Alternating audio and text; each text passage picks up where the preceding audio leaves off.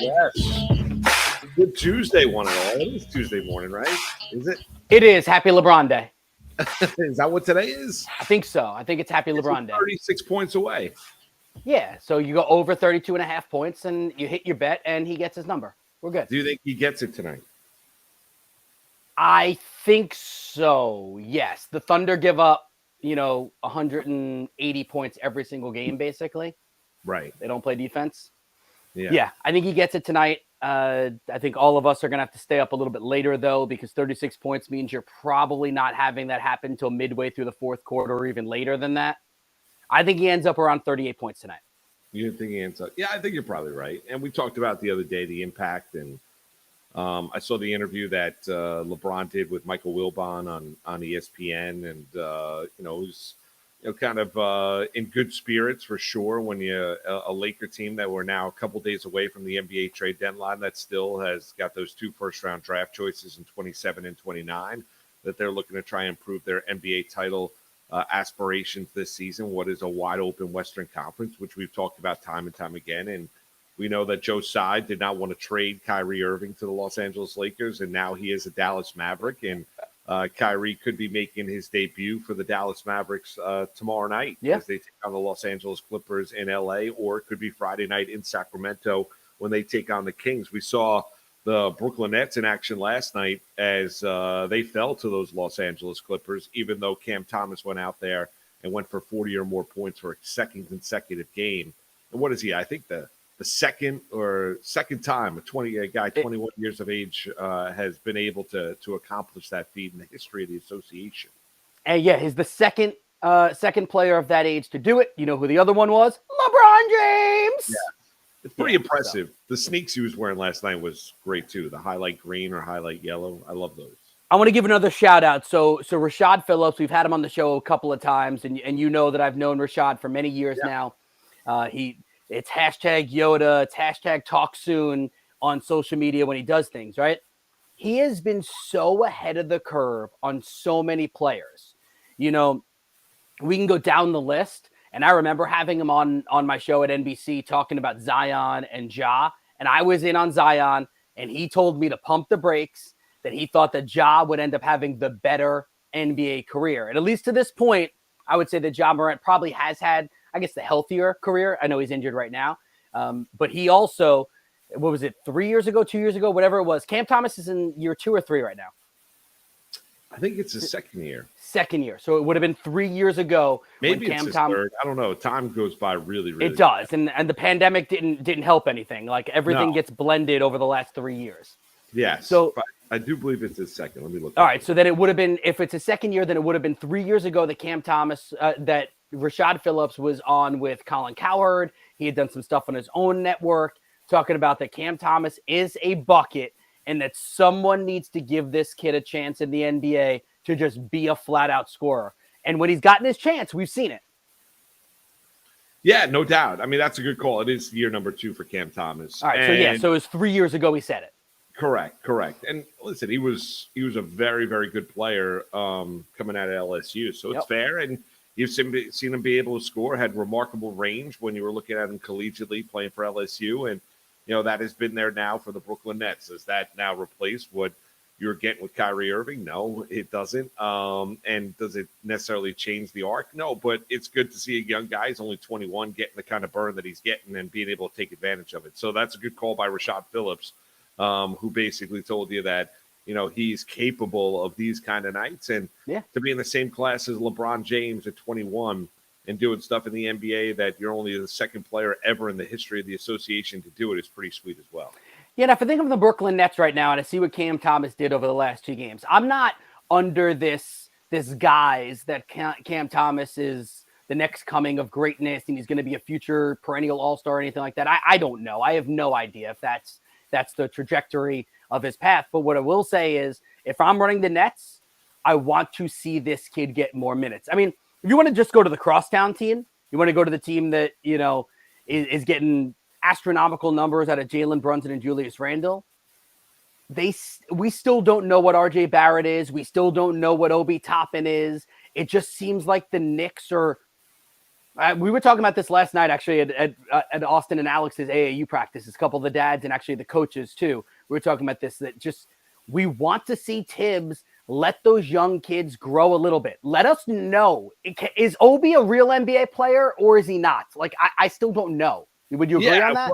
No, I would agree with that. I think Thibodeau is also in a prickly spot as well because he wants to kind of consistently win. You bring Jalen Brunson aboard to try and help you win basketball games. You got Julius Randle, who's going to be an all-star. They should both be all-stars. And I guess the argument that the Knicks are not a top 3 seed in the East, so therefore they should not get 2 all-stars on the team. But that's how good Jalen Brunson has been.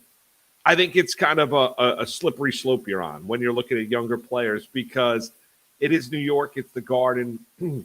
You got players that are capable of winning now, but you do have a lot of these younger players. Does the coach necessarily meet those younger players where it's a developmental system? Is Tom Thibodeau, Kenny Atkinson? No, he is not. He's not that kind of a guy. Kenny Atkinson, who was a former assistant, helped develop Jeremy Lin, develop players down in Atlanta. We know went to Brooklyn and had a lot of success until – the duo of Kyrie and Kevin Durant said we need a better coach, and they went out there and got Steve Nash, amazingly enough. And they painted Kenny Atkinson as a guy that he's a developer, and he's not a guy that can finish the job, which is complete and utter nonsense. I hate when people go out there and tell you what people are instead of giving them an opportunity to do so because 2 superstars were unhappy with it. But that's the sign of the times with player empowerment.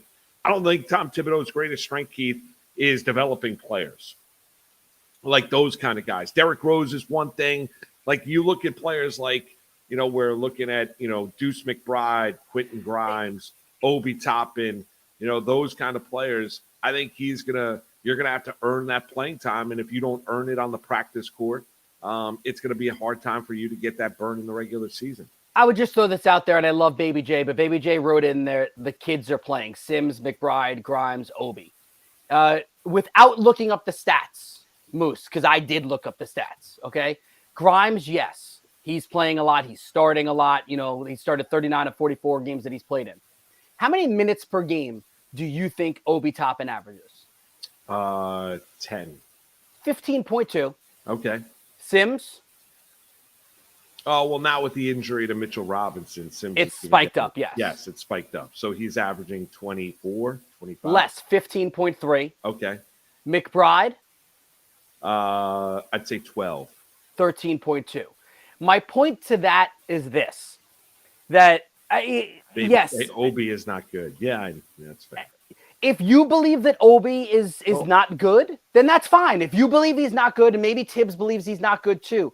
But my point is, I have no idea. And again, Tibbs knows more than I do. That whole coaching staff knows more than I do. They see the practices every day. They see the work that goes in, and maybe they don't think he's good.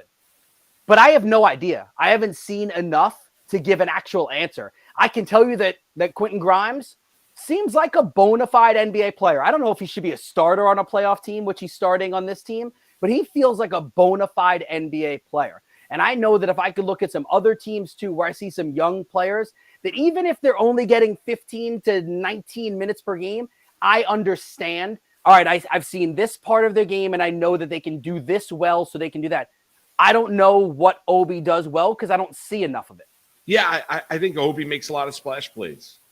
I think Obi will, when he has the high-flying dunk and it's a 2-on-1 fast break and he's flying through the air and you're like, oh, my God, look at this. This is ridiculous. He's Amari Stoudemire light. And then you watch the games and Obi doesn't impact the game as much as you would like for a guy that was drafted, 8th overall?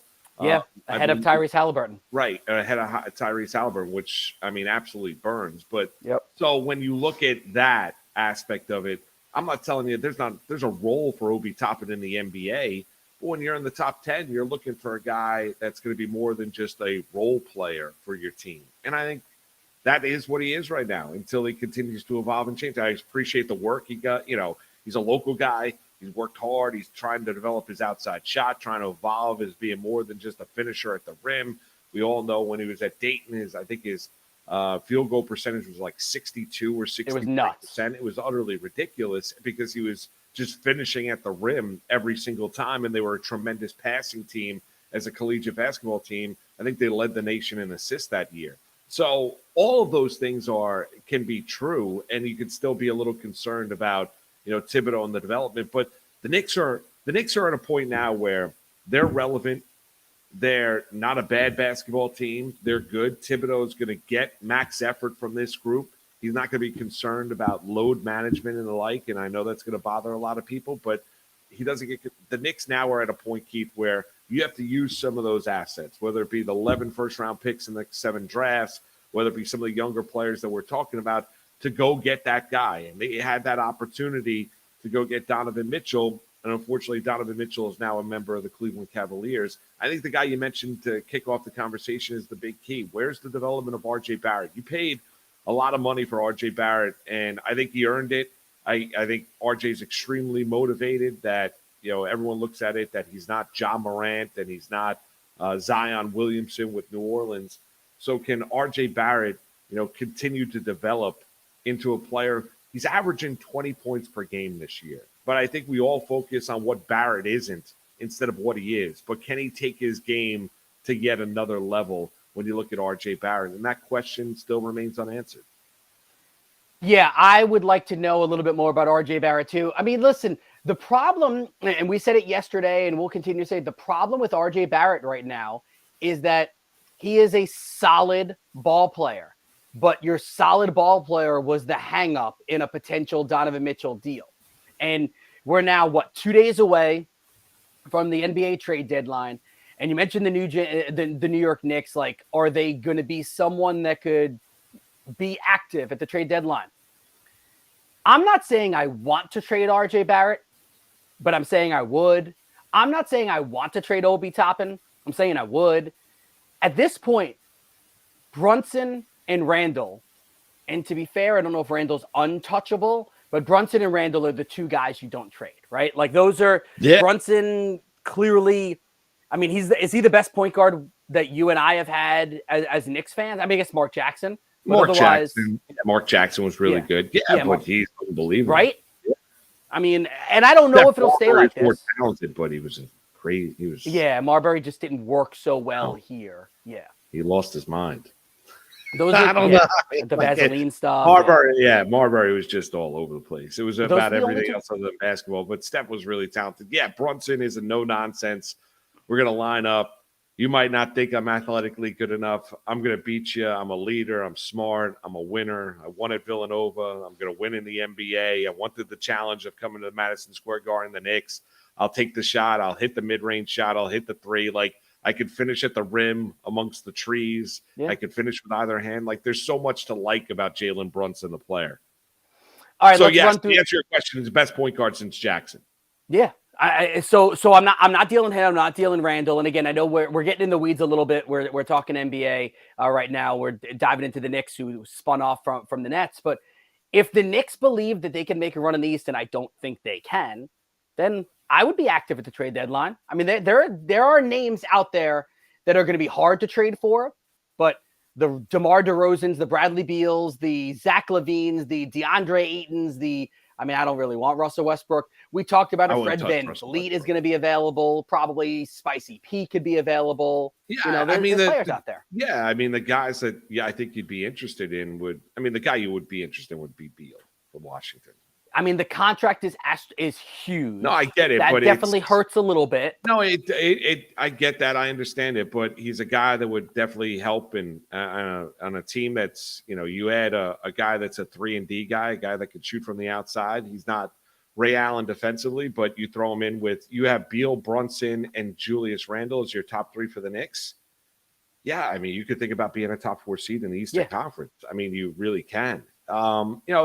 I don't know about DeRozan. I think DeRozan, I think he's more, if I'm a Laker fan, I'd want DeMar DeRozan. Zach LaVine is a guy that the Knicks have always been interested in. I saw the reports yesterday that Sean Marks of the Brooklyn Nets are trying to get Fred VanVleet and Pascal Siakam from the Toronto Raptors. I'm not sure if they could pull both of those guys off, but we'll see. Now, as we mentioned yesterday, the Brooklyn Nets are in a situation where they've got to try and salvage the relationship with Kevin Durant as best they can. Because I don't think Durant's going to come out and look to get traded before Thursday. Like, I don't think we're going to get off the air today and all of a sudden a report's going to come out. I could be wrong. I didn't expect the Kyrie Irving news to come down Well, on Friday. Yeah. What did you make of Stephen A's comment? So Stephen A. Smith made it was almost like a flippant, off the cuff like comment that he didn't really go back to, but it definitely went viral.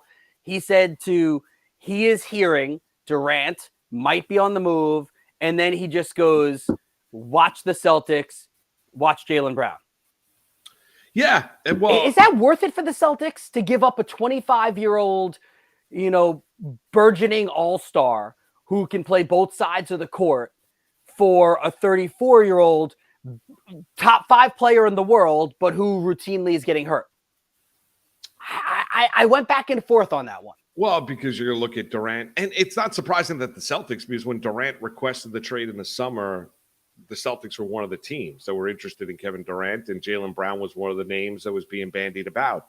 And there was a thought process the Brooklyn Nets were going to ask for Jason Tatum, and there's no way the Boston Celtics were going to make that deal, but they'd be interested in maybe Jaylen Brown. Yeah, I don't, me personally, if you're asking me right now on this Tuesday, do I think Kevin Durant gets traded by Thursday? I do not.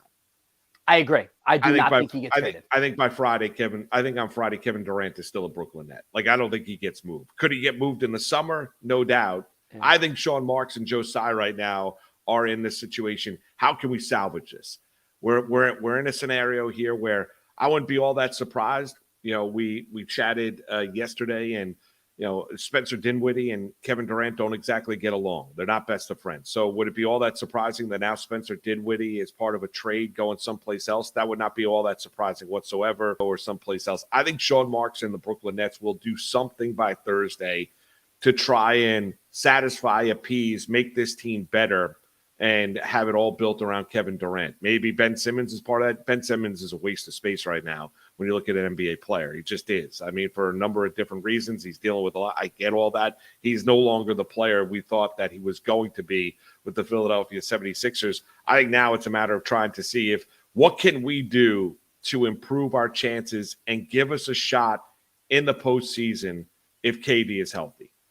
Let's see what they can, I was talking to somebody yesterday, and you saw the reports. I think they have a big time interest in Pascal Siakam from the Toronto Raptors. I mean, that's been thrown out there. Just like you hear Fred VanVleet is going to be on the move. It's going to be interesting to see if the Toronto Raptors completely tear everything down.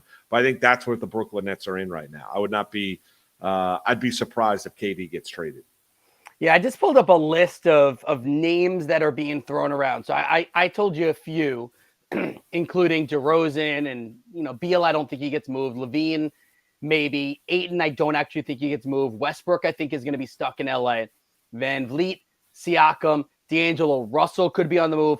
Bojan Bogdanovic is like the sneaky guy for the Pistons. He's been shooting. He's a great guy from the outside. Jordan Clarkson could be available. Miles Turner, John Collins, Kyle Lowry for some veteran leadership.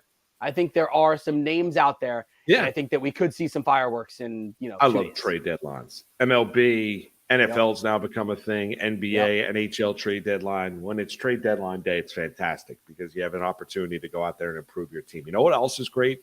Johnny Avello is going to join us from DraftKings. He's going to pop on with Keith and I at Super Bowl week.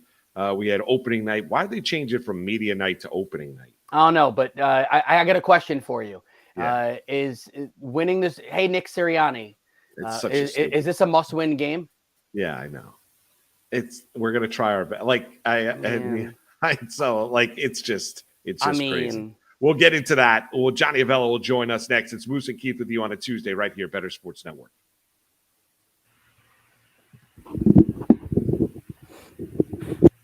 Green Screens Media back at it again with your BSN timeout, and today we're bringing you our college basketball bubble report.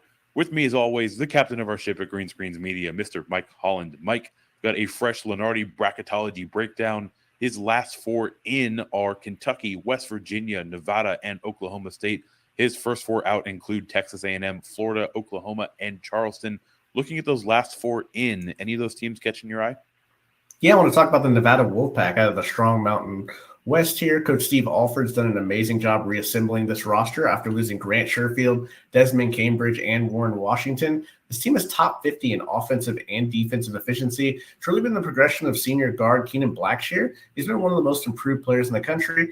He, along with Oregon State transfer guard Jared Lucas, who's averaging 17 points per game, they formed one of the most underrated backcourts in the country. Look, they have a tough stretch down the road here, but anything can happen when your backcourt's playing this well. That backcourt is rock solid. I want to talk about Kentucky. It's kind of weird to see them on the fringe given how talented they are. They're playing well in conference. They've won 6 straight games in the SEC. They've also got some pretty quality losses on their resume as well. And obviously, they've still got Oscar Tshiebwe, so that's always going to be working in their favor. But it feels like someone like Reeves is going to need to chip in a bit more offensively.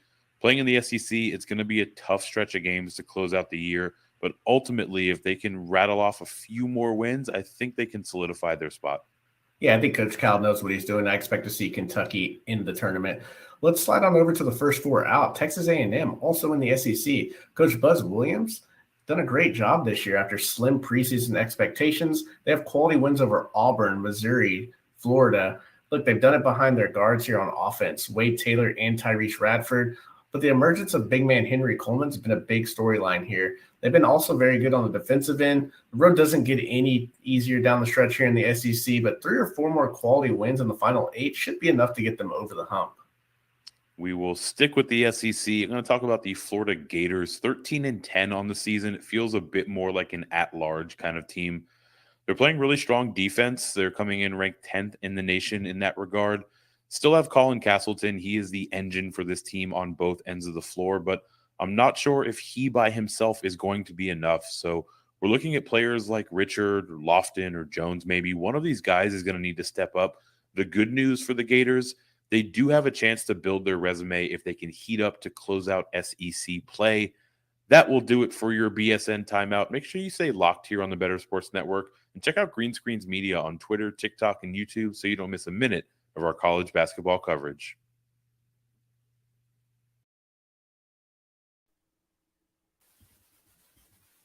Moose, don't miss a minute. I guess we're back. There we Moose, have do it. not miss a minute.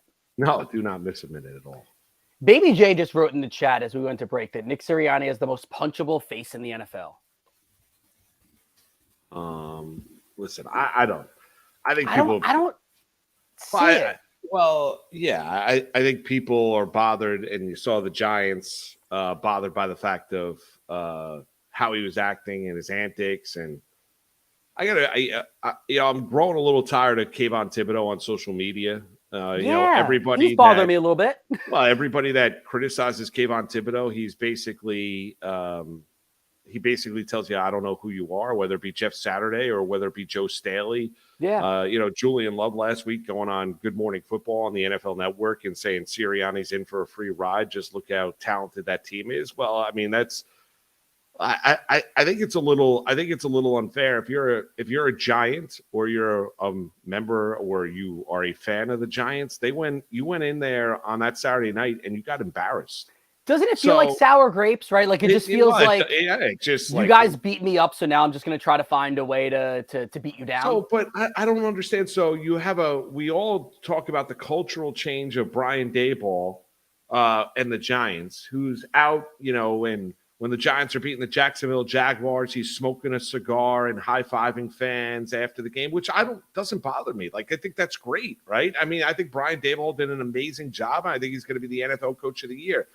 And we live in a world now where everybody is putting out their personality on social media. That is what separates everybody. Everyone's looking for more and more attention as best we can. So we have a head coach down in Philadelphia who, during his introductory presser, people mocked to the high heavens for weeks because he was completely and utterly nervous. Started his career down in Philadelphia as 2-5 through his first 7 games. Everyone's like, look, see, he can't coach. And now the next year, Jalen Hurts was an MVP candidate. The team is in the Super Bowl, and they were the best team in the NFC, yet Nick Sirianni's in for a free ride because of the job Howie Roseman did. Listen, Roseman did an amazing job. The team is really, really talented, and they're the deserved favorite in Super Bowl 57. And I think when you look at the rosters, they're the more talented football team. It doesn't necessarily mean they're going to win the game on Sunday, but let's give Sirianni a ton of credit because he went in there and changed things as well. He listened to his veteran players. He was able to acquiesce what they were looking for. He bought into some of their suggestions, built a relationship and a rapport with those men on that team, got everyone to buy in. They love their head coach, but what are you doing? And if you're Kayvon Thibodeau, enough, shut up. I mean, you're on social media. Enough with the fact that anybody that rips you or criticizes you or going out there and saying or ripping the 49ers who didn't have a quarterback in the NFC Championship game and saying, well, we could have done a better job than what San Francisco is doing. Well, they didn't have a quarterback. I mean, once Josh Johnson got knocked out with a concussion, they didn't have a quarterback that could throw the football. What exactly did he expect San Francisco to go out there and do? And then Joe Staley calls him out. And then I got to have Michael Strahan tag teaming and jumping in and, and ripping Joe Staley. The fact that Michael Strahan got 2.5 sacks on him during his rookie year where Joe Staley was critical of what Kayvon Thibodeau did this year. I mean, are we serious here? Yeah, that's what we're doing here. I mean, this is really what it's coming down to. I mean, why not hold the young man accountable and say, no, listen, zip it. Enough. Like you don't need to comment on everything, nor do I care. Yeah. You're not Micah Parsons. You're not Lawrence Taylor. You're none of those But things. he thinks he is. Well, but that's the problem. He's not. Yeah. I mean, he's not. And I would say he has a long way to go to ever. And maybe he becomes one of the best. He could. I mean, it's possible. Do I think he's ever going to be Micah Parsons? I don't. He's talented. He's talented. I'm not telling you he's not going to have a successful NFL career. But everybody that criticizes him, he says, I don't know who you are. Well, why don't you look up and have for the men that played in this league before you and what they accomplished in this league, that the league didn't start the day that you stepped foot in the National Football League. And sometimes there's reasons why people are going to go out there. And if you're going to make comments as stupid as he did in the NFC Championship game, you understand that you're going to get called out for it. And if you get called out for being dopey, don't all of a sudden respond with, I don't know who you are. That to me is not a legitimate response. So with Thibodeau and Love, I do think it comes across as a little bit of sour grapes. The Eagles lined up, lined up and ran the ball right down your throat. And you could do next to nothing about it. It was no trickeration. It was no flea flickers. They lined up and they beat you down. That's what they did in that divisional round matchup. And that's what this Eagles team has been all year long, right? Like as great as Jalen Hurts has been, and a lot of it's been because of his legs, this team continues to just run right through you. The narrative that continues along about they played nobody, I have a little bit of an issue with they played nobody thing. The NFC East was the best division in football, right? Like 3 teams in the playoffs, and the 4th team, the Commanders, were correct, within striking distance of being in the playoffs. It wasn't a veritable who's who at quarterback. Dak Prescott definitely had a down season. Daniel Jones, I think, is, an average to an above average QB, but he had a nice season, and the Commanders had their issues at quarterback. But when you look at their schedule, and I know that everyone wants to talk about them playing nobody. All right, so they beat the Lions in week 1. The Lions ended up being an excellent team this year. The Vikings, they were one of the best teams in football this year record-wise. Commanders were solid. Jacksonville, hey, we beat Jacksonville. Philadelphia, they were a playoff team. Arizona stunk. Dallas was a playoff team. Pittsburgh ended up actually turning into a decent team this year. Houston stunk. Washington lost. They were good. Colts stunk. Green Bay could have been a playoff team. Tennessee, at that point, was still playing decent football. Giants, playoff team. Bears, Justin Fields. Cowboys, playoff team. And then the Saints and the Giants.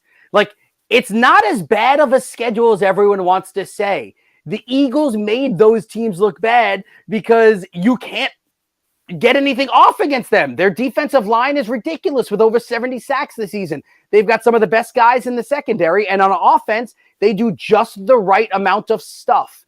Honestly, I think the Eagles win this Super Bowl, and I know that I'm a fly Eagles fly guy, and I know you talk about you think the Eagles are going to win this Super Bowl.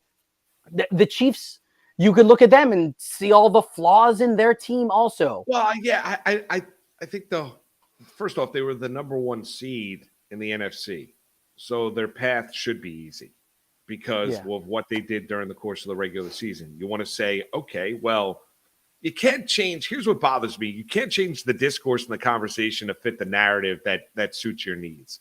We all talked about during the course of the year that there were 6 teams. Everybody said it. You and I, everybody and their mother, Yep. there were 6 teams, 3 on each side, 3 in the NFC, 3 in the AFC, and said, okay, I'd be surprised if it's a combination of any of those 6 in the Super Bowl, and be absolutely stunned if one of those 6 did not win the Super Bowl. We got a combination, right? You got the 2 number 1 seeds. You got the Chiefs coming out of the AFC, and you got the Eagles coming out of the NFC. So now I'm going to look at it and say, well, the Eagles, I mean, they got their way in, and well, yeah, they did. Brock Purdy 3 weeks ago, everyone was talking about Brock Purdy and comparing him to Tom Brady. He got hurt in the game. Injuries happened in the National Football League. Then Josh Johnson suffered a concussion. So it wasn't like the Eagles were going out there trying to hurt quarterbacks. It just happened to be a case where, amazingly enough, the San Francisco 49ers decided to try and block Hassan Reddick with a backup tight end and Tyler Kroft, and he ended up blowing by him, as he does most tackles in the NFL. He had 16 sacks in the regular season, and he happened to time it perfectly where Brock Purdy tears his UCL and he can't grip and throw the football. So what is that supposed to be? So is that supposed to be a scenario where, oh my God, wow, I mean, the Eagles, well, no, they benefited from that very fact, but I knew a lot of people that going into that game that thought San Francisco was going to win that game. Let's be perfectly honest. The 49ers, if Brock Purdy stayed healthy in that game and played all 4 quarters, were not beating the Philadelphia Eagles. I don't think so. By the way, Tony behind the scenes gives us Eagles were 9-1 against teams with winning record this year. Yeah, I mean, you can look at it and say, oh, well, the Eagles don't deserve to be there, or they had an easy path to get there. Not don't deserve, but had an easy path to get there, or I don't like Nick Sirianni, or their fans bother me. All that could be true, but you have to respect how good of a football team they are. They are an unbelievably talented football team, and we're going to see it once again on Sunday in Super Bowl 57. I think Johnny Avello is with us. Johnny! Hi, how are you? Johnny, What's how are you? up? How's Arizona? Sorry about the confusion, trying to get, I'm down here at meeting, trying to log on to the Wi-Fi, and I don't know, it's technology, guys. What's the scene? What's the scene like in Arizona? Well, it's only Tuesday and it's pretty busy. I mean, the roads are busy. It's only 8:30 in the morning here, and this place is quite busy. So can't imagine what it's going to be like in a couple of days. So, Johnny, tell us a little bit about what DraftKings, like what you guys are doing this week, Super Bowl week out in Arizona, and we'll get into some of the action where most of the action has come down, props and stuff like that. But what do you got planned for DraftKings this week? Well, first of all, there's 2 big events going on down here. Not only the Super Bowl, which is on Sunday. There's the Waste Management Tournament, which is one of the biggest golf tournaments of the year. True. So we got both of those going on at the same time. And it's great for anyone that's coming down here. To be able to, attend 2 events like this is pretty amazing. The golf tournament, guys, I went to it last year. I was out by Wednesday because we had to go to the Super Bowl that was in L.A., and by Wednesday that thing was insane. So I can't imagine what it's going to be like this weekend. But what they did tell me is that tournament will be over before the Super Bowl starts. So they've coordinated in a way where you won't miss any of the action. But for us, it's back and forth from convention center to the golf course and back and forth, which gets fun, having a good time, and you're going to enjoy it more as the weekend approaches. Johnny, especially for a week like this, how do you guys decide on the boosts? Because I found one yesterday, Jalen Hurts or Miles Sanders to have a rushing touchdown got boosted from -170 to even money. Yeah, we have a team that does the promotions. That's their job. Day long, come up with new promotions. And I just see as they release them, I saw the Jalen Hurts one. Yeah. So they just like to boost whatever they think is going to be popular for that particular day. And it's great out there for the public. That's why it's great to be on DK, the DK network, take advantage of that we're offering. When you look at it, Johnny, in terms of the early action or the action that you've seen, have you seen equal action both sides when you look at the Chiefs and the Eagles?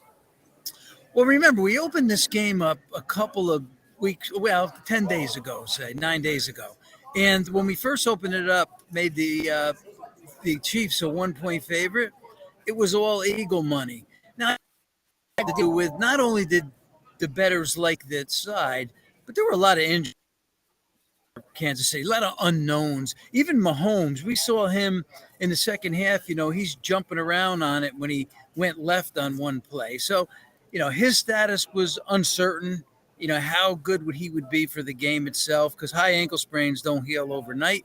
And there was a bunch of other players, a couple wide receivers, defensive and just guys having issues. So I think that was the other push.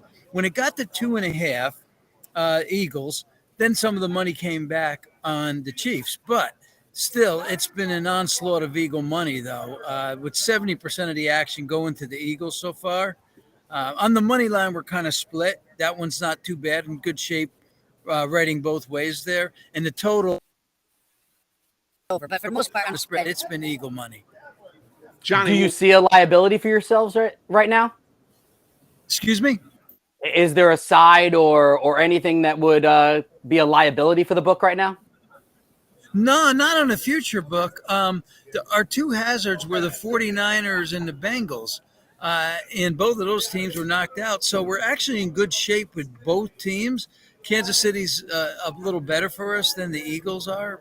But no complaints there. We're in a good spot going into the game. John, where do you think the total handle for you guys, Johnny, will be for the Super Bowl when you look at if we're just looking at side? How much do you think the handle will be around when that game kicks off 6:30 Sunday night? It's going to be, one of the bigger ones ever, and there's some reasons for that. First of all, it's our 5th year doing the Super Bowl. We're in more states. We're actually in a state this year where gambling is legal. Super Bowl Arizona, that has not happened in the previous 4 years.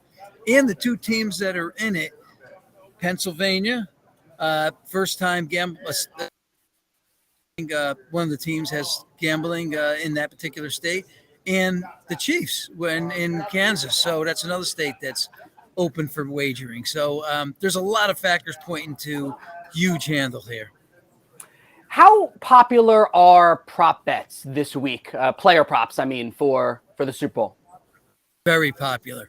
And we got them up quite early. We had them up by Monday, most of them. We had about 700 up by Monday, and we keep adding every day.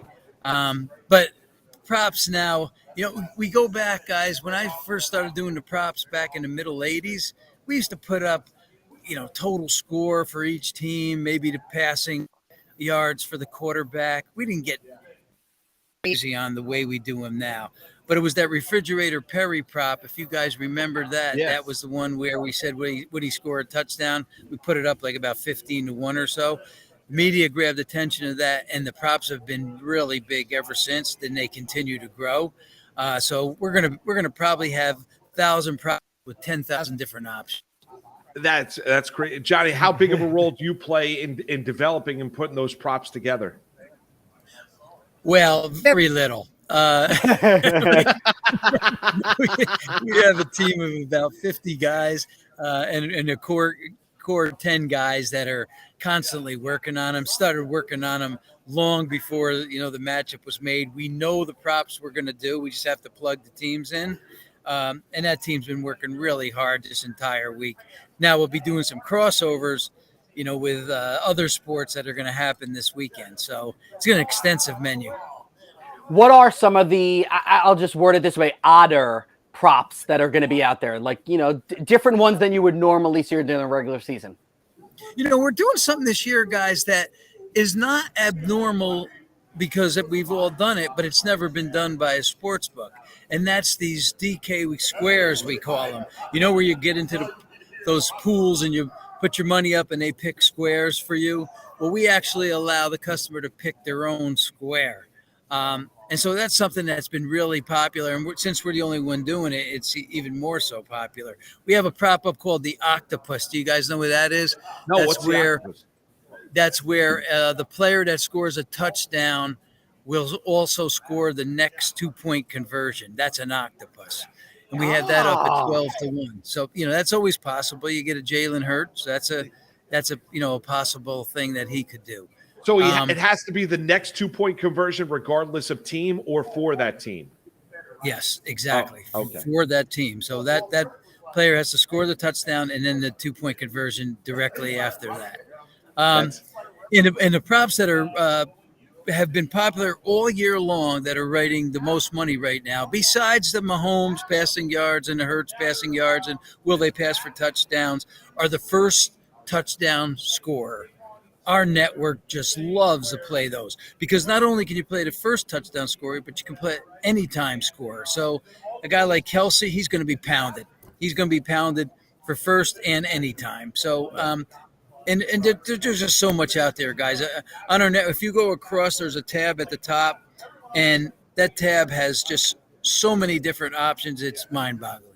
We're talking to Johnny Avello, the head of the DraftKings Sportsbook. He's live out in Arizona, Glendale, Arizona, obviously the host site of Super Bowl 57 Phoenix. Johnny, I want to ask you side and total. Right now it's sitting for you guys at 51 the total, Eagles laying 1.5. Do you envision anything with that changing before kickoff at 6:30 Sunday night? I think that total's going to tick back a little bit. I think the sharps are going to bet the under. Now, a lot of these games have gone under, not the first round of the playoffs, but everything after that, the totals have pretty much gone under. So 51's a key number. I think it'll make close a tick less than that. The spread itself, I would say it closes 1 or it closes 2. One of those two. I think there's going to be Chief money, but if the Eagles money continues to keep coming in, then 2 is a possibility also. So between 1 and 2, I don't think. You asked me if it's going to reach 3. No, I don't believe it'll ever reach 3. Did the NBA numbers still stay high for betting this week because you've got a trade deadline coming up on Thursday? You had Kyrie get traded, and of course you have LeBron chasing Kareem. Yeah, the NBA is one of our largest offerings and has been since our existence. So NBA writes a lot of money, and that's not going to slow down just because there's a Super Bowl game on Sunday. And college basketball also. I mean, that's in full swing now too. So, hey, Super Bowl is only one day. It's one game, one day. There's a lot of other action besides that going on. Yeah, there is. When I want to ask you, Johnny, last time we had you on, we talked about horse racing because you have affinity for the sport. You're going to the Derby. Where at DraftKings, you reached a deal, I believe, with Churchill Down. Where are we with horse racing and for DraftKings? I go like this, guys, because I'm really excited about horse racing. We've been working on it now for a couple of years, and it finally the deal happened, and it's going to come to soon. We're hoping sometime in March that we're going to launch. So I'm really excited about that because we've got all the races leading up to the Triple Crown races themselves. And then when that's over, there's a bunch of good meets out there, Saratoga, Del Mar, Santa Anita. So I'm pretty excited to have another vertical in our holster. Johnny, you're speaking Moose's language. I just have one more on the horse racing because there's been a lot of conversation with buddies of mine. You're not gonna offer fixed odds, right? Like, how are you gonna? Because that's something, and that's been something that's been bandied about amongst horse racing enthusiasts about fixed odds. What about DraftKings and fixed odds? That's not gonna be in the initial launch, but that is on our roadmap. That's gonna happen. Fixed odds. It's gonna take some of the states and those jurisdictions to buy in and approve it. And once they do, then you're going to see it because I think some of the tracks are open to do it. But that is certainly on our roadmap, and I think you'll see it in the very near future. Like to see it. All right, take us in. You're there in Arizona. Give us a sense of the sites right now. Like, what are you seeing? Who have you seen so far? Things like that. I know it's early in the morning. Yeah, I'm not really. I see a lot of people around here, and I see a lot of media, a lot of stations going. Our own station, our VSiN, I see over here is going. So there's Paulie and Mitch right now, or no? I'm bad guys. With faces, really. Yeah. Celebrities, except for the celebrities that everybody knows, like Mickey Mouse. Or Moose, Marc Malusis, Moose. Other faces, I'm unclear. I may not be able to point out a celebrity if he was standing right in front of me. That's funny. Is there? Because when I work with Chris and Mike, they used to always talk about the fact of where the Super Bowl was when they first started going down to Radio Row to where it is now toward the tail end. And obviously they're not together anymore. Do you envision now this is year 5 when you look at it for DraftKings, and Johnny, you do a great job for them, and we appreciate the time. where everything has evolved to? Like you're there in Arizona, you know, how it's happening, the evolution of what this week is all about? Yeah, it's exciting for me. Never gets old, guys. It really doesn't. I've been doing these Super Bowls since 1984. Now, to be in Arizona in a setting like this, jumping back and forth from here to the golf course. I mean, how exciting can it be if you love sports and you're a bookmaker as I've been all these years. This just doesn't get old, and that's why I was thinking about retiring at one time, but when DraftKings came and recruited me, how can you don't do it? retire. No, This is too special. It really is. Johnny, we love you. We appreciate it. Thanks for cutting out a couple minutes with us this morning. Enjoy Arizona. Enjoy Media Week. Enjoy the week. All right. Thank you much, guys. Good seeing you. You as well. Thank you, Johnny. Johnny Avello from DraftKings live out there in Arizona. Never retire. No. How old do you think you'll be when you retire? What do you mean? If I give you an over under 72 and a half. I'd like to take the under on that. I have a feeling it's over for you. Dude, come on, man. I woke up this morning, I was cranky, not in a great frame of mind. I'm in the doghouse with my wife. Like it's just like what did you do? I just was cranky this morning. You never wake up. Oh, so you just I just was a little cranky. I wasn't. It was an attitude thing. Yeah, and just didn't. Paul's sick. We've had a little illness going through the house, so now Paul's home. Who was sick? Wasn't Jackson sick last week? Yeah. So we've been dealing with some stuff. So it's not been over under 72 and a half. I'd like to take the under on 72 and a half. You think it's going to be over? You think it's 73? I'm going to be working. Yeah, I don't know if you'll be working like fully, but I think you'll still be doing shows. Yes. Do you think you'll be working at 73? I have a feeling I will be. At 73? 73 is the new 53. No, I'm not saying that. But don't kidding. you think like you would have done enough to where you could be like in Hawaii? I think or so. Like down in Aruba or Bahamas or Key West and enjoy. Yeah, I was life, reading waking something. up and having freshly squeezed orange juice or just OJ out of whatever it might be, and a nice protein shake. Yes. What? Wait, what shake? A nice protein shake. Yes, of course, no doubt. Yeah. Because I'm still going to be going hard at 73 years old. I know you are. You're physically fit. That was one of the things my wife mentioned to me this morning. That I am, or that you're not? I'm not. That I'm not. You did not come up in the discussion. You did not come up in the discussion, Keith. I'm like, what? What is going on here? No, you did not. You did not. So I was reading. I was reading something the other day that said, "Want to feel bad?" ... Everyone talks about midlife being 50. Midlife is not 50. Midlife is really 35 to 40. So for all of you out there that are now over 40 years old, you're well beyond midlife.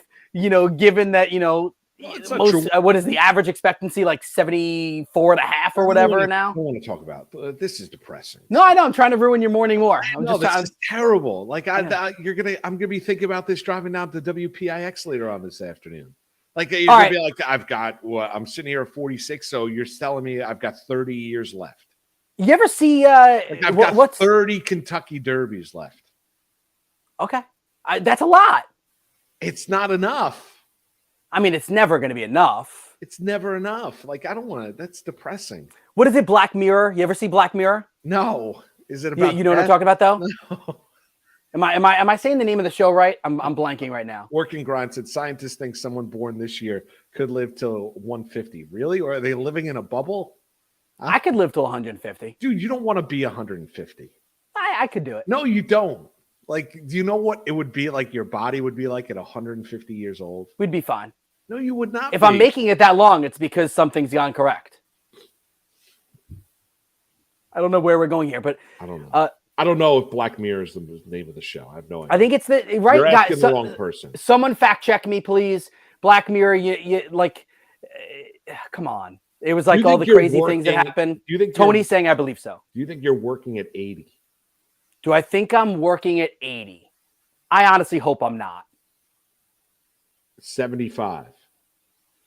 I wouldn't be 76. surprised if I'm still broadcasting at 75. 76. Maybe. I see Vin Scully did it till he was, what, 90-something? Why can't I?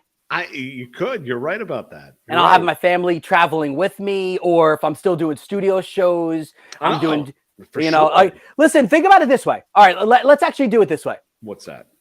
We love this show, right? Doing this show? Yeah, of course. No and you and I put in a lot of prep work for this. We come up, we crunch numbers, we read a lot of articles.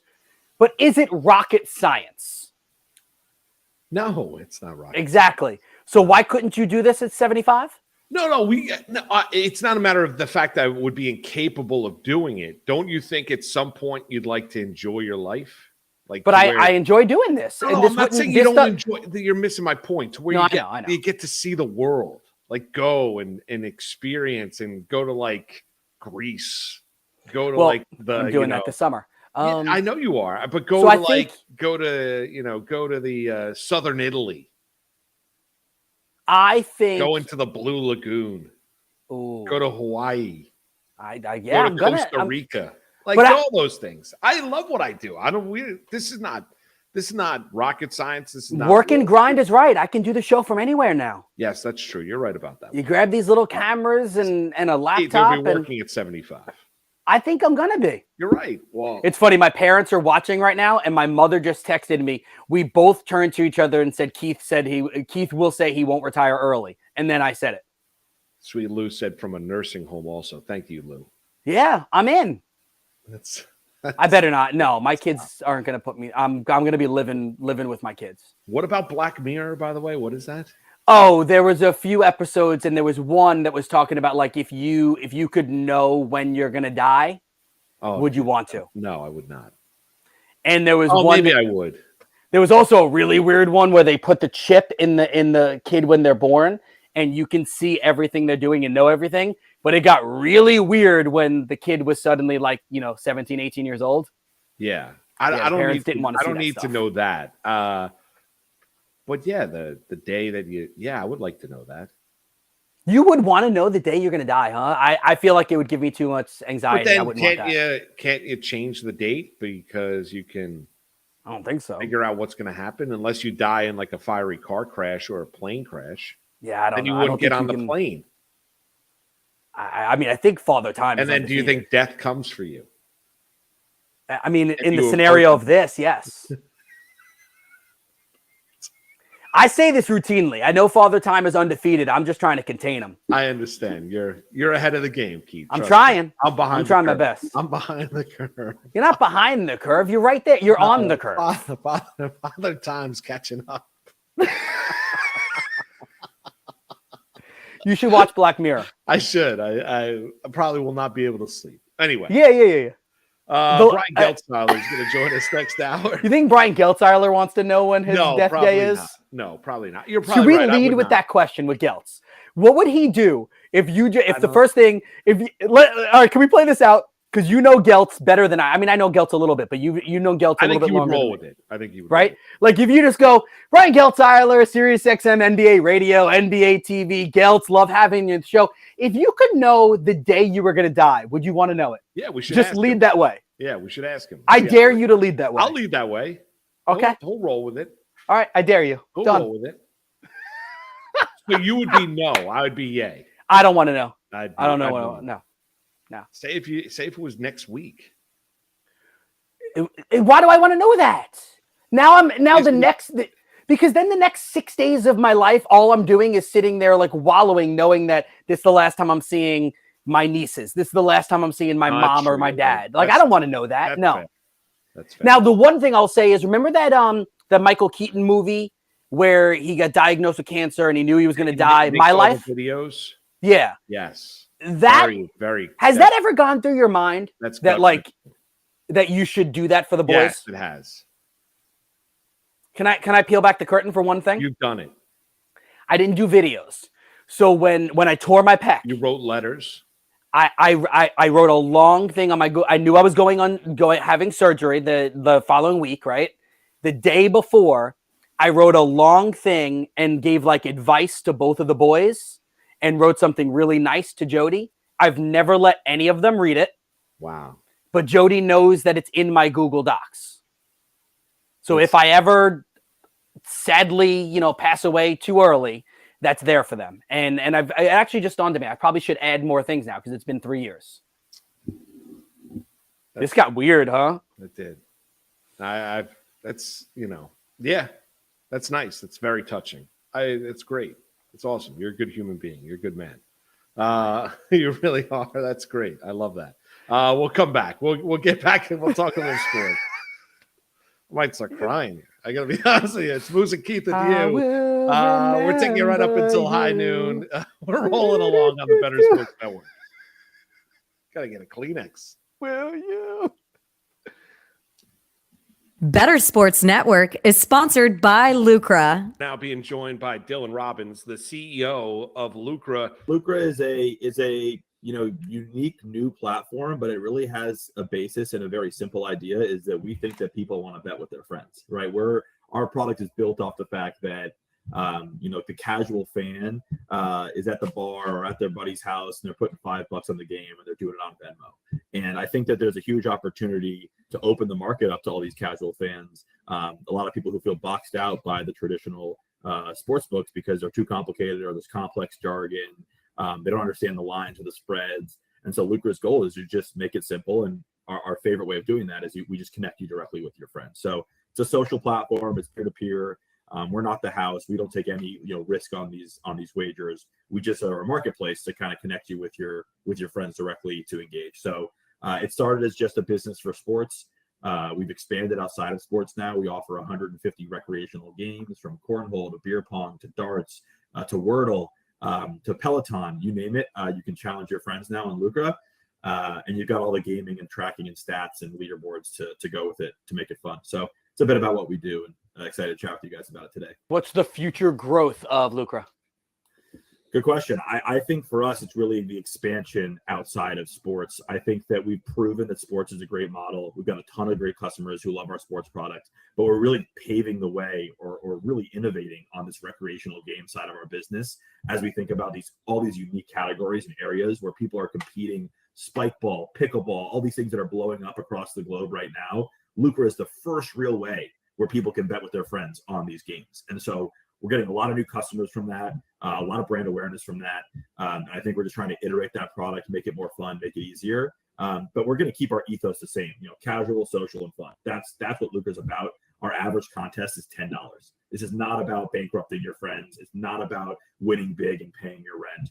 It's about the magic of the moment and making that moment better by having $5 on the line. If you ever played a round of golf on Sunday or watched a football game, you guys get it. You put a few bucks on it. It just changes the way you interact with that game. You watch it longer. You spend more money there. And it gives us a lot of time for us to, a lot of opportunity for us to partner with other brands because of that. Better Sports Network is sponsored by Lucra. Winning is fun, and beating your friends is even better. Download the Lucra app today to challenge your friends and win money.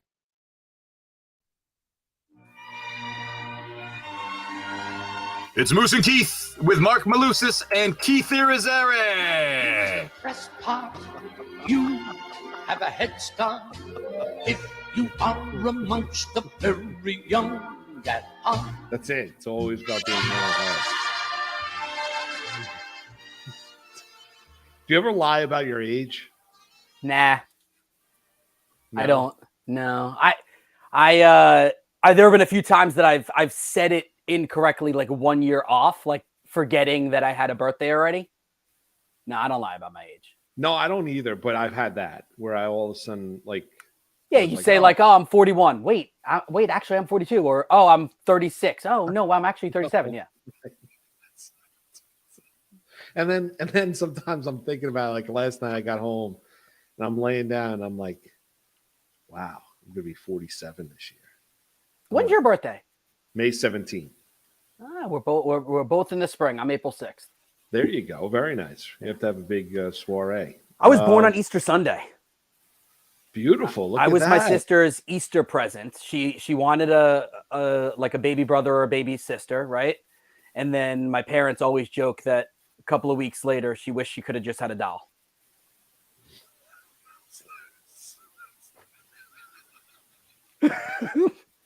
So I think I've been an nothing like a amazing good gift to doll. my sister. Okay. There's nothing like a nice doll. Right?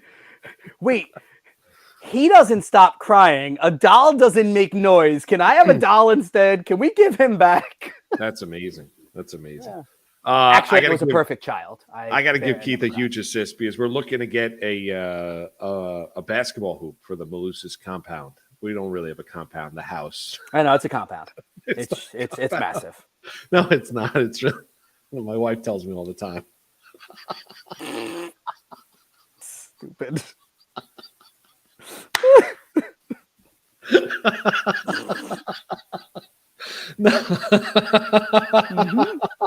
Okay. No, so that was Baby just J, I see you. I see you, Baby J. So we just killed Moose. I don't know if everybody knows. All right, we're gonna take another break here. No, we're not.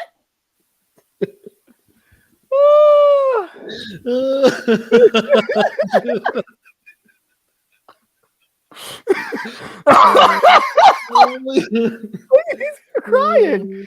He was gonna cry on the last segment out of sadness. Now he's crying because of the laughing. Look at how red your face is. I know. Anyway, Yeah, where were you going with this one? No, I gotta give you so we're trying to find a outdoor basketball hoop for the kids. So I was Yes. going over, and Keith sent me all kinds of photos and everything like that, which is amazing. Like, I really appreciate the help because the boys are like, "Can we get a basketball hoop?" So I'm like, "Yeah, sure," but I got to find the right one to get, and I got to find somebody to install it. That's it. Yeah. So yeah, I mean, there's a couple of brands, and I sent you the two that we liked, and we did all the I had the non in-ground one for a while.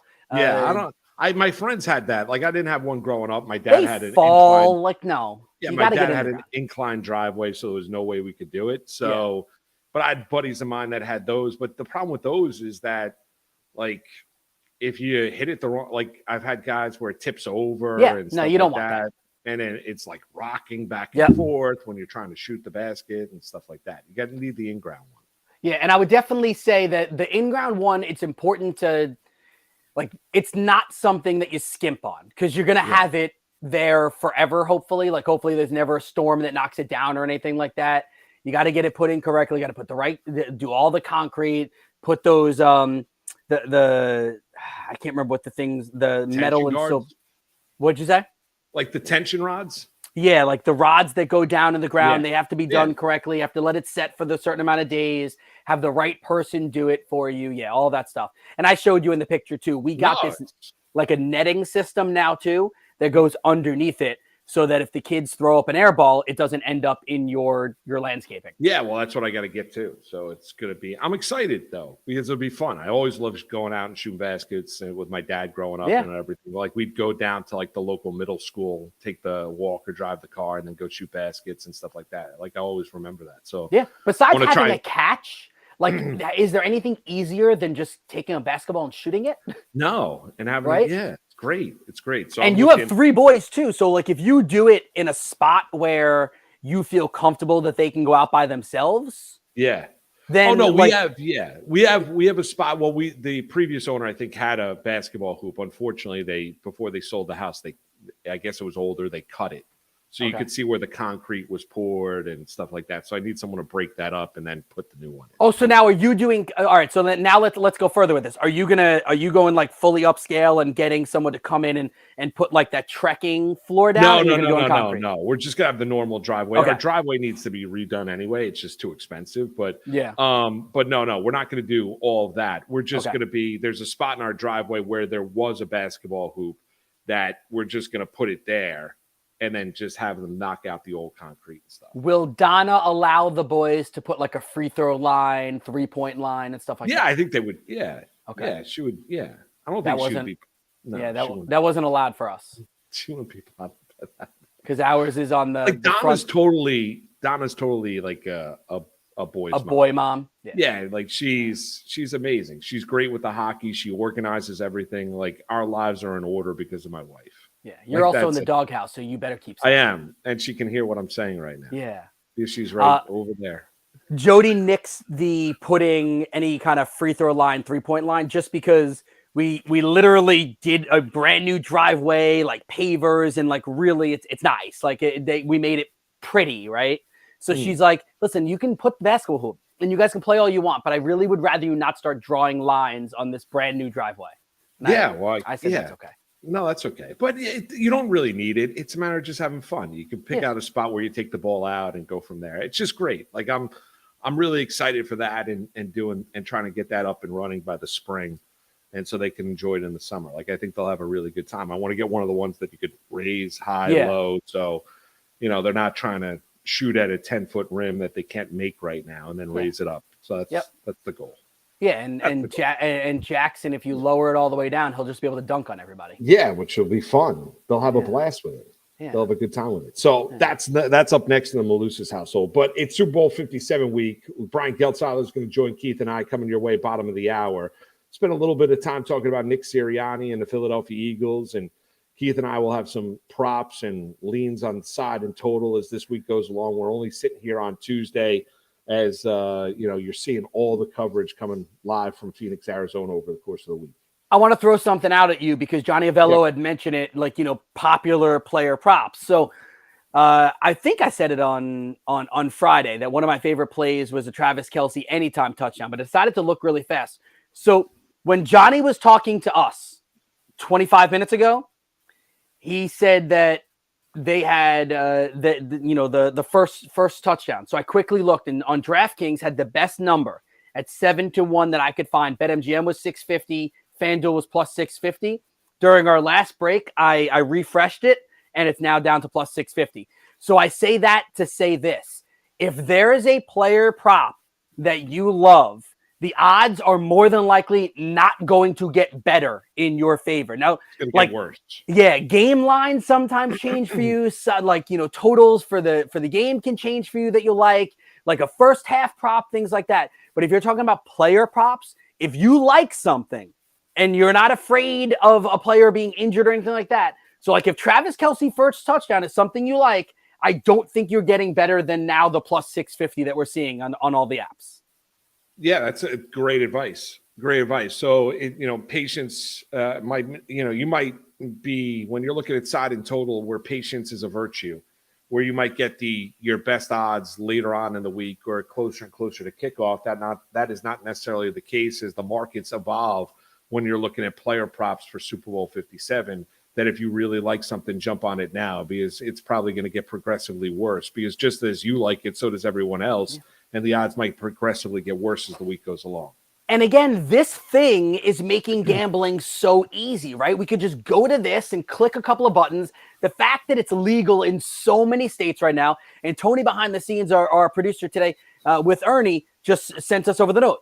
So over 50 million Americans are projected to bet $16 billion on the Super Bowl, as per the American Gaming Survey. That would be 61% more bettors than last year and more than twice the money bet. Yeah, what does that mean? The legalization of sports betting around the country. Yeah, there's no more stigma on gambling. Like that whole stigma, like, hey, you're a degen. Hey, what are you doing over here? Like that's gone. Like it's fine. Yeah. Click on your button. I'll click on DraftKings right now. Boom, plus 650. Yeah, and we're like, Moose and I talk about it all the time, like pizza and popcorn money. We're not telling you to bet $100 on everything. If you're going to play 20 different things, you want to put $5 on all of them, boom, you spent $100 and hopefully one hits and you make good money. Listen, I get that's it. Just to make it more interesting. It really is. Sometimes, where people will tell you, it's a necessary thing. I don't think it's necessarily a necessary thing, but don't get out in front of your skis. Don't bet what you don't have. Don't bet what you can't afford to lose. And nothing is guaranteed. As much as, I like the Islanders last night. I told you it was the best bet, and Keith had a good night when he looked at finger roll and some of his NBA plays last night as well. There was nothing guaranteed. I had to sweat out a 2-1 victory over the Philadelphia Flyers. So nothing is guaranteed with all the things that we talk about here. It's just It's not surprising when you're looking at the marketplace. It's not surprising when you're looking at the more and more states becoming legalized. But think about that. Over $16 billion includes offshore betting as well. Over $16 billion is going to be bet on Super Bowl 57 in a myriad of different ways. I mean, that is just crazy. Couple NFL notes. Number one, Brian Flores, who was an assistant on the Pittsburgh Steelers staff this past year for Mike Tomlin. I think he was a defensive assistant or assistant head coach, whatever the title was. I forget exactly what it was. He's going to be the new defensive coordinator for the Minnesota Vikings. He's accepted that job. So what does that mean? So what that means, I bring that up as an example. He deserves, obviously, and he should be a head coach in the NFL. But you bring up that example because of the fact that you look at it now for Arizona, who have yet to hire their head coach. It looks like they're down to two guys. It's Mike Kafka, the offensive coordinator who called plays this year for the New York Giants, and it's Lou Anarumo, the defensive coordinator for the Cincinnati Bengals. Those appear to be the two finalists for the Arizona Cardinals, and one of the finalists for the Indianapolis Colts job appears to be Wink Martindale. So you look at it, as successful of a year, because we talked a little bit about the Giants earlier. The Giants coaching staff and Brian Daboll could get absolutely raided if both Kafka and Wink Martindale, not saying that they shouldn't take the jobs or shouldn't get the jobs, but conceivably both of those guys might get jobs here, and you lose your OC and DC in one offseason if you're the Giants. And listen, we've seen this happen with successful teams, and the Giants were very successful this year, and Brian Daboll proved to be every bit of what I would actually say more of what people expected, right? Like, I don't think anyone expected this from Daboll and the Giants.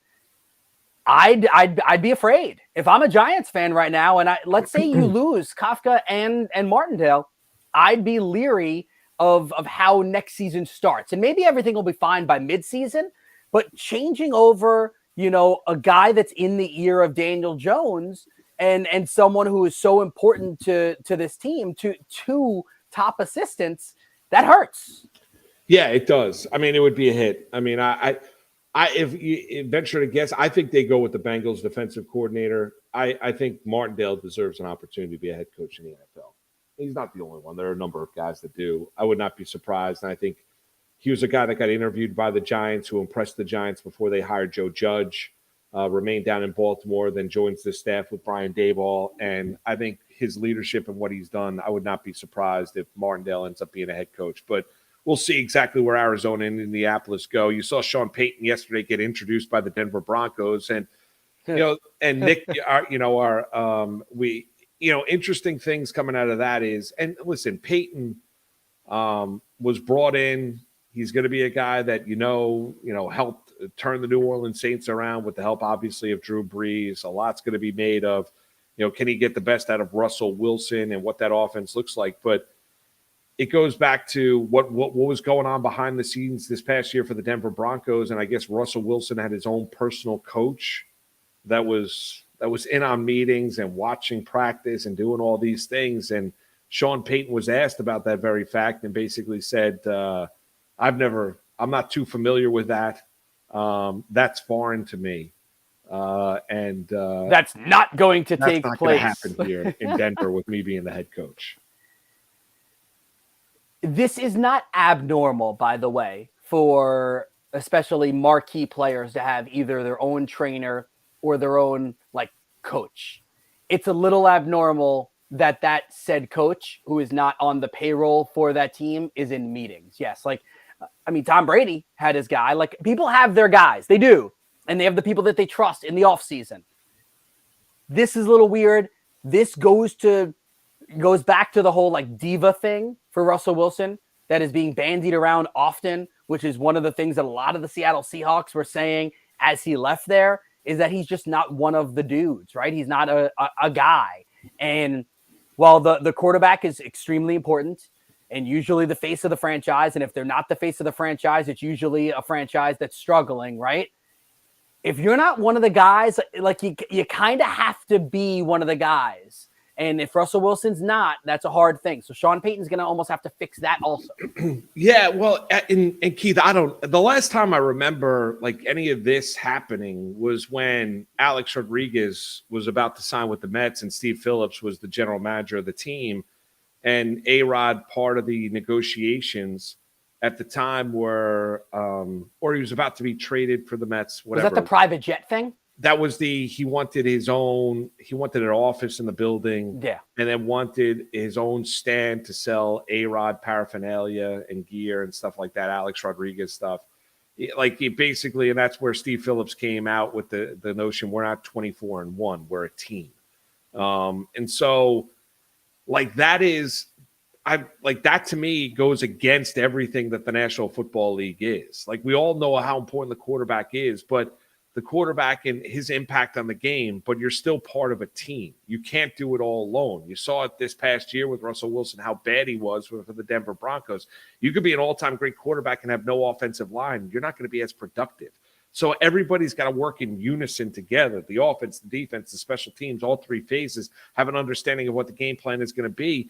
So if you're Sean Payton, yeah, that stuff has got to stop. And if you're Russell Wilson, they're paying you a boatload of money. Maybe you have an understanding, and maybe you got humbled a little bit this year, and you should have, by the way that the year went, Keith, and how people mocked him out and how bad he was this year. Maybe Russell Wilson got humbled enough to where he says, you know what, I'm good.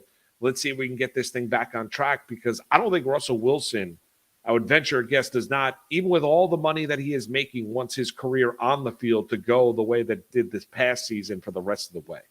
Well, no, it's also a major hit to whatever he wants to consider a legacy, right? He went to Denver with the path being, I'm going to be a Hall of Famer. Right. A couple of Super Bowl trips, a Super Bowl win, dynamic QB, underrated coming out of college, all that stuff. Well, this past season in Denver, he was not just bad, he was very bad. And if very bad continues, that is going to tarnish the legacy, because that's going to be what most people remember of him. And he goes from Hall of Fame QB to guy who had a bunch of really good years with one team. That's a change. That's a legit change. And Russell Wilson doesn't want that. So I think whatever it is to fall in line with Sean Payton and to hitch your wagon to a guy that resurrected another small-ish QB in Drew Brees, that's what you do. You tell Sean Payton, Coach, whatever you need me to do, let's do it. You want me to hand the ball off more? You want me to start running again? I'll run more. You want me to be a pocket QB? I will do whatever you want, Coach. When do you want me in the office? Oh, you want us in at 6 a.m.? I'll see you at 5 o'clock in the morning. Whatever it is to resurrect your career, you do it. Yeah, and as we've discussed, you found out that one of the big failures of Hackett out in Denver was that he was listening to Russell Wilson a little bit too much. And that he wasn't following through on his game plan. That's not going to go down the way it is. Sean Payton's not taking that job, being motivated, where you're giving up what you have to get his rights. If you're the Denver Broncos, you're turning that entire organization from a coaching perspective over to Sean Payton. And we do a lot of fantasy here on the Better Sports Network, Keith. And we'll be doing some, kind of fantasy mock drafts, and we'll get into obviously draft season once the Super Bowl comes to an end. I mean, that begins next Monday and Tuesday. It's going to have a huge fantasy impact on guys like Jerry Jeudy, Courtland Sutton. When you look at the receivers out there, because you and I both talked about Jerry Jeudy before the start of the year. Everybody was talking about Courtland Sutton. Everyone thought that the Denver Broncos with Russell Wilson were going to be great. I tell you this, I think it's going to be. I don't think Wilson's going to bounce back to the level of being an MVP candidate, but I will say I think the skill position players, when you look at Sutton and Jeudy, they're Sean Payton will find ways to get those guys open, space, touches, and touchdowns. Yeah, he's going to try to use Courtland Sutton, I would assume, the way he used Michael Thomas, right? Yeah. And Coop actually posted it on his Twitter earlier today, the numbers talking about how much Michael Thomas was used in the slot as opposed to out wide during his big year. I could find the exact tweet on Twitter that he posted. But essentially, it was that it wasn't as much as you think. I'm pulling it up right here. I've got it. And we love to say Michael Thomas played big slot for Sean Payton. But in his record-setting target season, he still lined up out wide 740 times and only 252 in the slot. So if you're looking for the most similar Bronco to MT, Michael Thomas, that's Courtland Sutton, and this is via player profile. So I would say if you want some really cool stuff on that kind of stuff, Coop A Fiasco is his social. That's Twitter. He does a fantastic job with that stuff and very relatable stuff too. So, all right. So there you have it. So that's Sean Payton. There you have it. Some news and notes with the National Football League. Brian Geltzeiler is going to join us bottom of the hour. We'll come back. We'll do a little finger roll into Geltz and continue the NBA conversation. Keith has got some plays for you tonight in the NBA. I'll come back with some plays tomorrow in the National Hockey League. We came close. So close. You were right there. Right there. To hitting that parlay. So yeah, close. I thought you had it.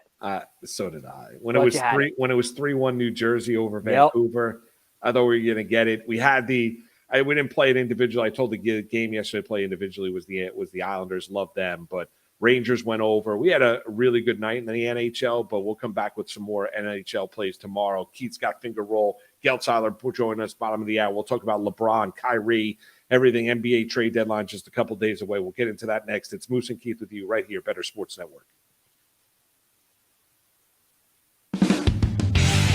Moose and Keith.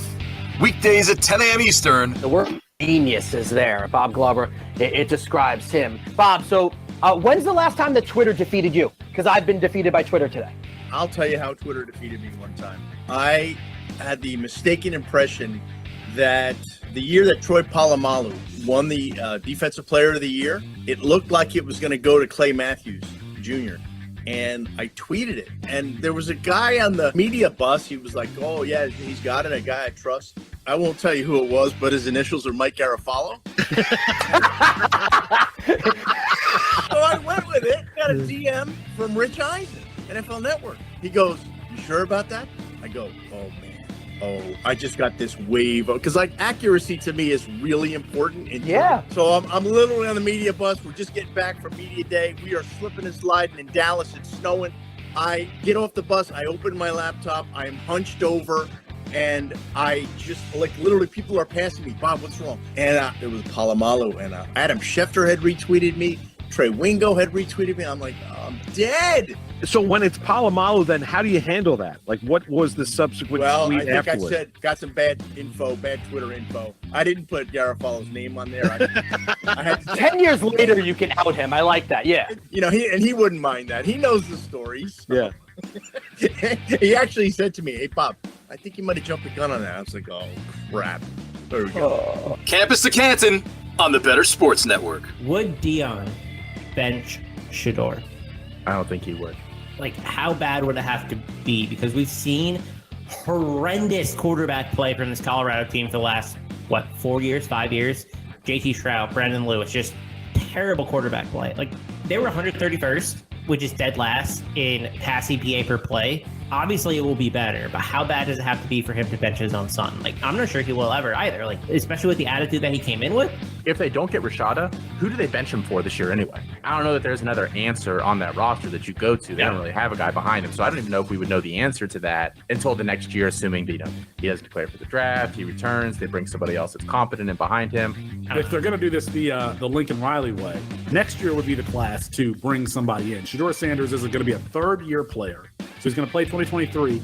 I don't think he's declaring for the 2024 NFL draft, so he's going to play in 2024 and then declare for the 2025 NFL draft. And let's remember this, he hasn't had a full recruiting cycle at Colorado. He will have that next recruiting cycle, so maybe he could get one of these class of 2024 quarterbacks that come to Colorado. However you're invested in sports, from betting to fantasy, collectibles, and more, join our community on Better Sports Network. Better Sports Network presents Finger Roll with Moose and Keith.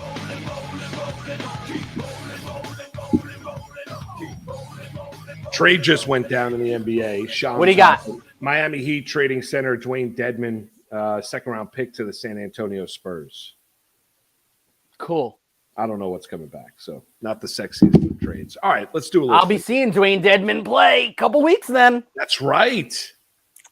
Dude, I don't know if we talked about this yesterday or not on the air. I know because we talk off the air sometimes, and sometimes it gets blurred. Yeah. I am the boys and me and Jody too. We are so fired up. So we are going to the Mavericks Spurs game in Dallas on February 23rd. And my biggest fear about doing this trip was that's a Spurs game that is a perfect load management game for Luka. Now that it's Luka and Kyrie, and they're going to want to be showcasing themselves over the next couple of weeks, I think they're both playing. I feel good. Unless someone's hurt, I feel good. Very really nice. good about that. Beautiful. That's a good deal. I'm going to send you some pictures. I think you guys are going to have a blast. We're doing. Did I tell you doing the tour of Dallas Cowboy Stadium too? Yes, you did tell me that. Yes. And I'm going to eat a lot of barbecue. I want to go. I've heard nothing but great things about the Cowboys Stadium. The amazing thing is the Dallas Cowboys Stadium costs the same amount to build as MetLife Stadium in Jersey. Think about that. And that stadium is terrible. All due respect, it's just got no personality, no feel. I understand that's Texas. This is New York, New Jersey. I get it. Yeah. Building costs are a lot different, but I've heard nothing but great things. You're going to have a great time. The only issue that's happening on the Cowboy tour, they're redoing the turf. So we're not going to be able – the only thing that's limited is no access to walking on the actual field. Oh, okay. Yeah, but we'll go to the press box. We go in the locker room. You go to the locker room. You'll see everything else. So you can still see everything else. That's not terrible. You'll have a great time. Yes. All right, let's get to a little finger roll. Geltzeiler's joining us here in about 4 or 5 minutes. What do you like tonight in the NBA? Well, I mean, I think it's first important just to talk about where we were yesterday. So we gave you Jaylen Brown as my favorite play of the day. He ended up ill, did not play. Gave you the Cavs Wizards as a game under, that hit. Gave you the Wizards under, that hit. Gave you Sabonis double-double, that hit. Missed Norman Powell by the hook on the 23.5 points, rebounds, and assists. So we go 3-1 yesterday. A very nice kind of beginning to the week. All right, we're going to start with the Knicks and the Magic. There were a few players that I was looking at in this one, Moose, and I got to pick against Orlando because they are a lackluster defense. They give up a lot of points, and most notably, they struggle against the guard spot. So I'm not going Julius Randle here. I don't have the faith right now in RJ Barrett. There aren't any numbers there for Quentin Grimes, so we're going to go Jalen Brunson. Now, Jalen Brunson, you can get plus money on the assist number. It's at 6.5 at most books for plus money. I'm a little fearful of that one because Jalen Brunson has been scoring more lately. So 5 consecutive games, he's had 26 or more points. So give me the over 25.5 points. Best number I found was minus 106 on FanDuel. Like that. Okay. Like all that. Right. Once an over 25.5. Love it. Now let's go to a little bit of a later game. It's a 9 o'clock start on the East Coast. Going to Denver? Yeah. Let's go to Denver. Jokic. So Timberwolves and the Nuggets. I got 2 plays in this game. And actually, one, here's the deal. You can go 2 ways on this one. So I think Jamal Murray is going to have a nice game tonight. I'm not going to go with his points. I'm going to go with his assists. If we've noticed as of late, he's been dishing the rock a lot more. And it's really kind of working for this team. So 6 or more assists in 7 consecutive games, 7 or more assists, 5 of his last 7. I give you both of those numbers because of this. If you want, you can go to FanDuel and get the over 5.5 assists, but it's juiced at minus 154. If you're willing to pay the juice, you're buying down 1 assist number there to make it a little bit more comfortable. If you want to go higher on Caesars, on DraftKings, it's minus 106 and minus 110 respectively for the over 6.5 assists. So it depends on if you think he's getting a 6 or 7. I like that. So I want to give you guys options. There you go. What would you be more comfortable with, 5.5 or 6.5? I'm going to go 5.5. I mean, again, I've had a nice week. Yeah. I've had a nice couple of weeks. I can lay the juice at minus 154. We often talk about on Better's Eye, the Striker and I talk about the threshold, right? What's your threshold for like a home run prop, or what's your threshold for a total base prop? For me in basketball, I don't typically have a threshold. I kind of just go with my gut and what I like, and then I follow it along with some stats to back it up, streaks and trends. Minus 154, I can lay it. I'm okay with it. Okay, I like that. And the reason why I can lay it is because I'm then going to turn around and give you a Nikola Jokic triple-double. Oh. This has become my Aaron Judge home run prop. Oh, my God, you love it. I do. It's become my Aaron Judge home run prop. Now, we're watching this number from a plus value continue to plummet. How many triple-doubles has he had this year so far? Well, he's got 3 consecutive. He's got 5 of his last 6, and I think he's at 16 triple-doubles. Yeah. It's either 16 or 17. Someone could fact check me on that one. Yeah. But it's because, all right, so I could give you points, rebounds, assists as his number, right? Like it's 43.5 or whatever. Okay, fine, but I'm not getting plus money. I would rather roll the dice and get plus money. And like I told you 3 weeks ago, we're not going to get the plus money for long. It's the same way the Aaron Judge home run prop, Moose, for most of the first half. And even when he got on his streak of hitting home runs, you were getting plus 290, you were getting plus 310, you were getting plus 320, depending on what the park was at. By the time we got to his home runs were in the 50s, you were at plus 175. Like you lost all the value. You still could play it, but you lost all the value. We're close to losing our value on Jokic. This was a 2-to-1 play for most of the early portion of this season. We're now getting plus 105. Still playable, and it's partially because who they're playing against too. Minnesota is a bottom third defense in points allowed and in most metrics. So I'll roll the dice and go plus 105 on DraftKings on Jokic getting a triple-double. All right, so Jokic plus 105, triple-double tonight. T-Wolves in Denver taking on the Nuggets. And we hit upon it earlier. Are you going to touch upon the Lakers and LeBron tonight? Yeah, I think you go over on this one. It's 32.5. So if you believe he's going to get the record tonight, it's 36. So obviously you play the over on here. And if you think he's going to be close to the record, I think you probably play the over anyway. 32.5 minus 111 on FanDuel and on Caesars. Now, the caveat here is as good as LeBron has been during this, last 2 weeks, right? He's only topped this number 3 of his last 7 games. My guess is, my hunch, he wants to get it done tonight, and he will get it done tonight. So minus 111, I can play that.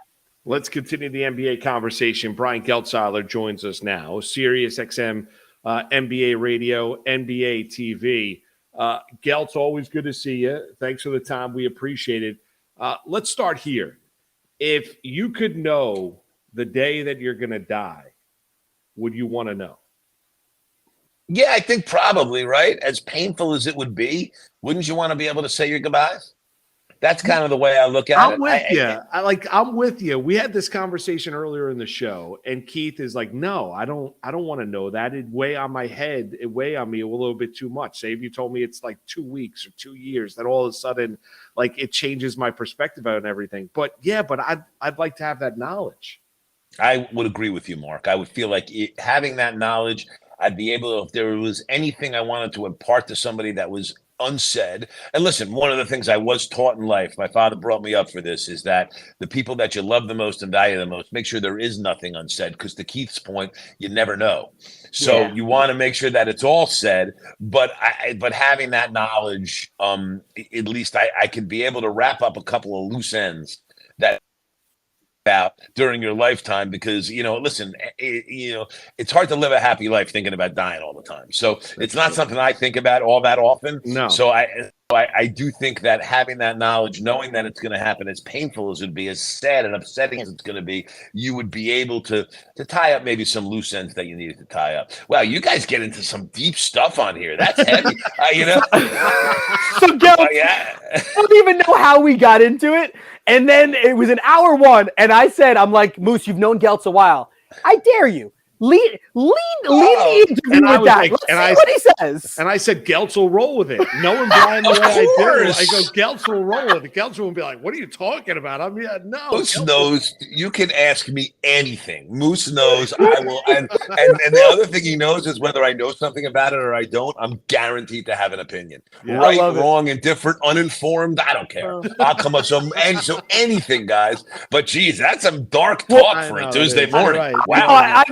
Moose got all weepy. He's like, I think we might need to go to break. I told him how when I was having surgery, because I tore my pec 4 years ago, and I was going to have surgery, and my kids are young. And I said, I told my wife I'm doing this, but no one has actually ever read it. So I have in my Google Docs, I wrote a long letter to both of my sons and to my wife. I gave my boys advice on life and stuff like that, and things about taking care of each other and your mother and stuff like that. And I wrote a few nice things to my wife about like our love and all that kind of stuff, right?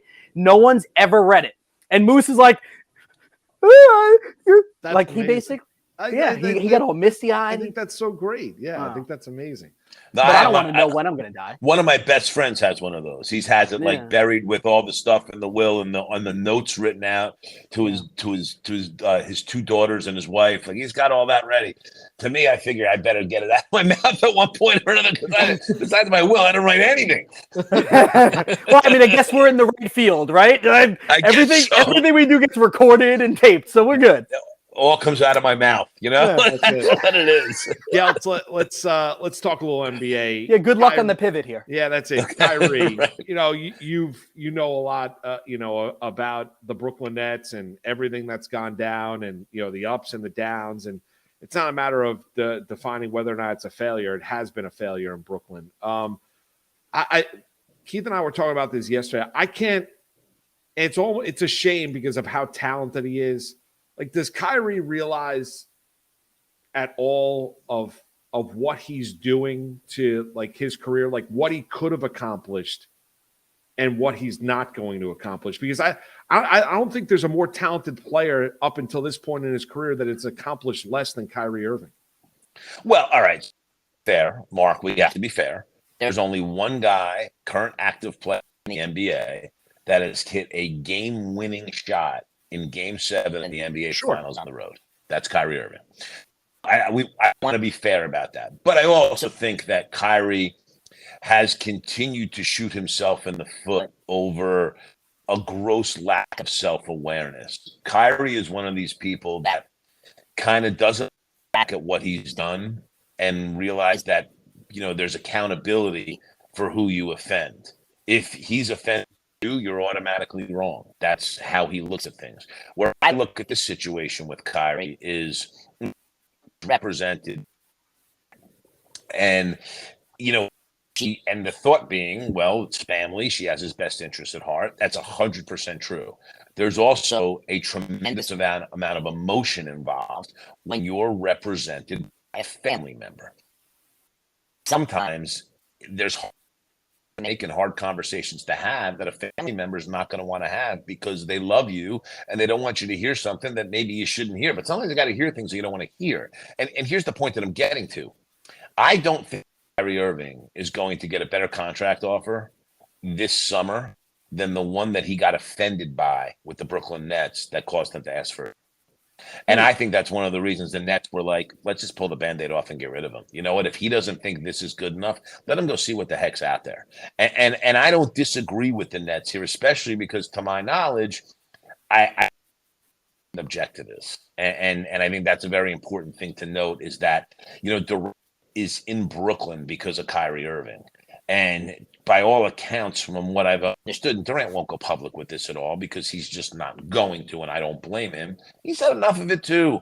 What does he need this aggravation? You know what? Durant came here to be with Kyrie, and pretty much since this summer, all you've heard is that Kyrie wants to get to the Lakers to go play with LeBron again. Really?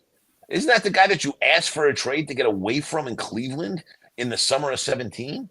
I mean, seriously, like this, but that's the whole circuitous route that he takes with changing his mind all the time. And then the other part of it is this, and I think this is really important to get across. Basketball is a team sport.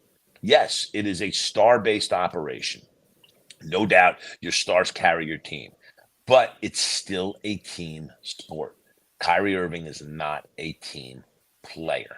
And I think that's really important to understand. The Nets had this thing going. They were 4-7 without Durant. He's going to be back soon. They were keeping their heads above water. They're well positioned to make a major run. They're probably still well positioned to make a major run after this deal.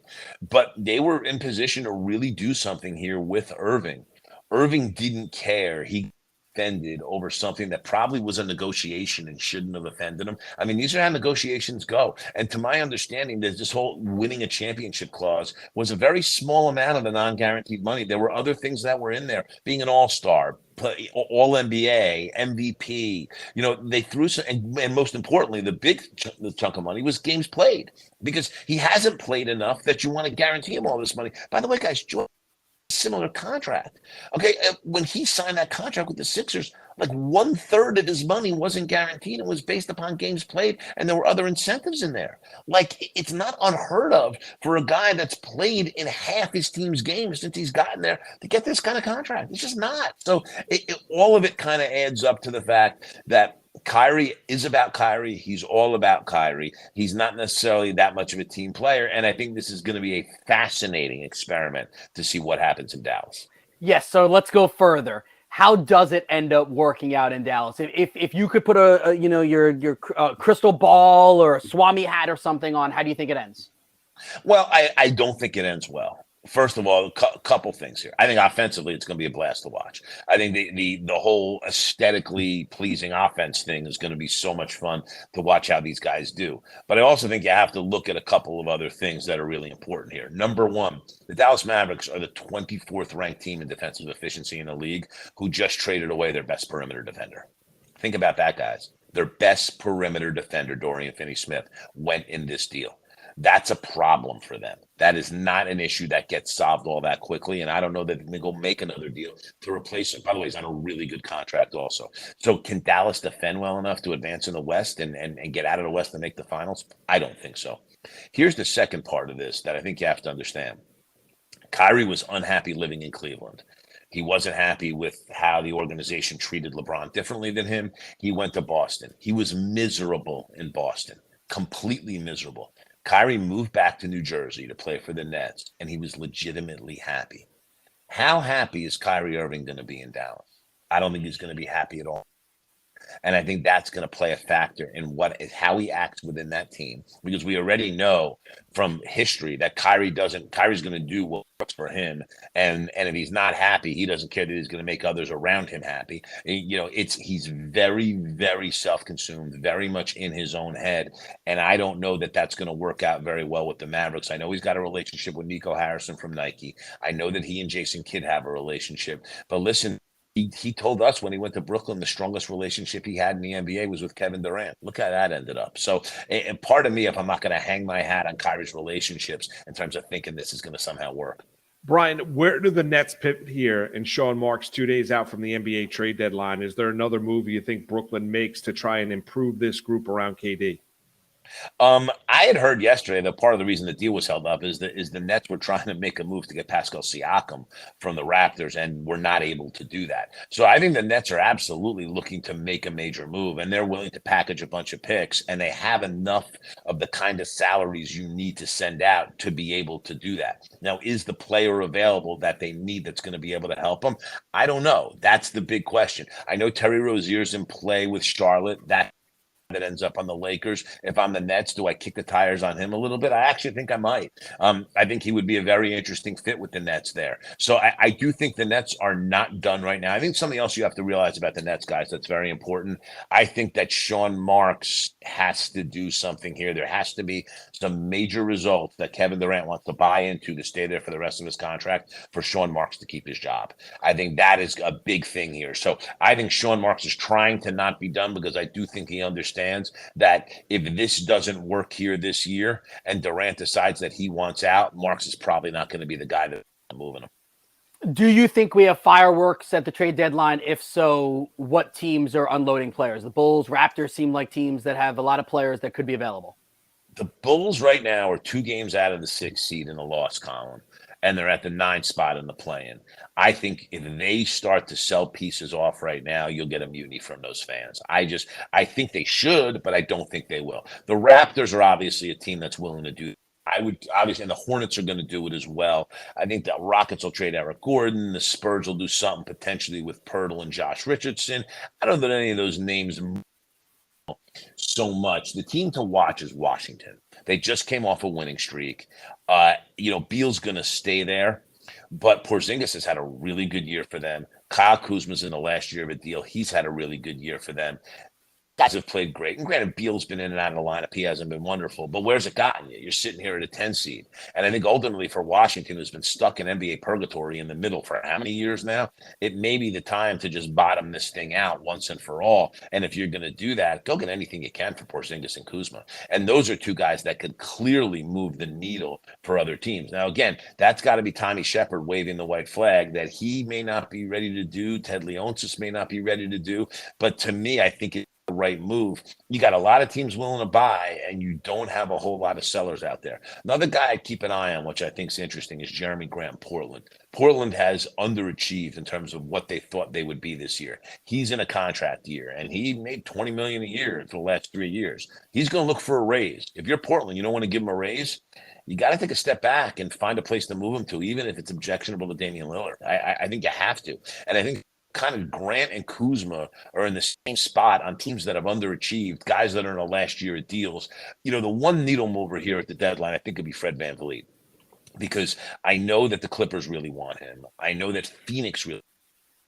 Phoenix is trying to get off Chris Paul. They're trying to get off Chris Paul anywhere they could. They offered him for Kyrie. They would like him out of there. I think that they realize he's not the same player, that he's kind of done, and that if they wait too much longer, he's going to pretty much be valueless with 2 partially guaranteed years in the next 2 years on his contract. So I know they're trying to do that and trying to use that as a salary. But VanVleet, I think, is going to get moved out of Toronto. And then we have to watch Utah as well. I know the Sixers have knocked on the door for Jared Vanderbilt. He's in a lot of demand. I think Malik Beasley gets moved, and I would keep an eye on Mike Conley to the Clippers. I think the Clippers have the kind of salaries they could piece together for Utah, and would first round pick there. And Danny Ainge just wants to collect more firsts right now, and Conley would be a wonderful fit there. What do you when you look at LeBron and what he's on the precipice of accomplishing here, Brian, being 36 points away from passing Kareem? They're taking on the Thunder tonight in LA. We were chatting about it earlier on in the show. Kind of encapsulate, what this means and what this accomplishment is for LeBron, who in his 20th season is averaging over 30 points per game, amazingly enough. It's incredible. And I've heard a lot of criticism and a lot of hate. Here's my question. Why?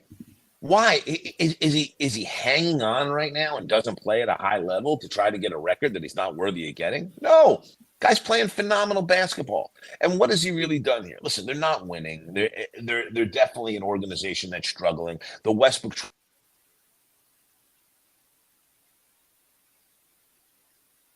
might have lost Geltz. I think we just lost Geltz. All right, let's pull him off the screen. We'll see if we can get him back on. If we can get him back on. And I love where he was going with there. Like, I don't know where the hate is. I actually think that's a really good point, is he's not just hanging on, right? Like, he's still one of the 10 most preeminent players in the NBA. He is box office every time he's on the court. This is not, for a lack of a better way to put it, this isn't Kareem the final 2 or 3 years. LeBron's still averaging 30 points per game. Yeah, it's remarkable. And still dominating this league. It's remarkable. How about this? Let's take a quick timeout. We'll come back. We'll see if we can get Geltz aboard. We've got a play from Jessica Brand betting on Brand. We'll get to that as well. It's Moose and Keith with you on a Tuesday right here, Better Sports Network.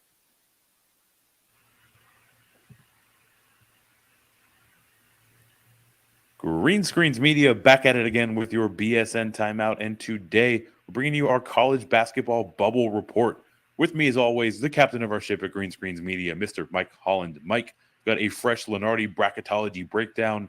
His last 4 in are Kentucky, West Virginia, Nevada, and Oklahoma State. His first 4 out include Texas A&M, Florida, Oklahoma, and Charleston. Looking at those last 4 in, any of those teams catching your eye?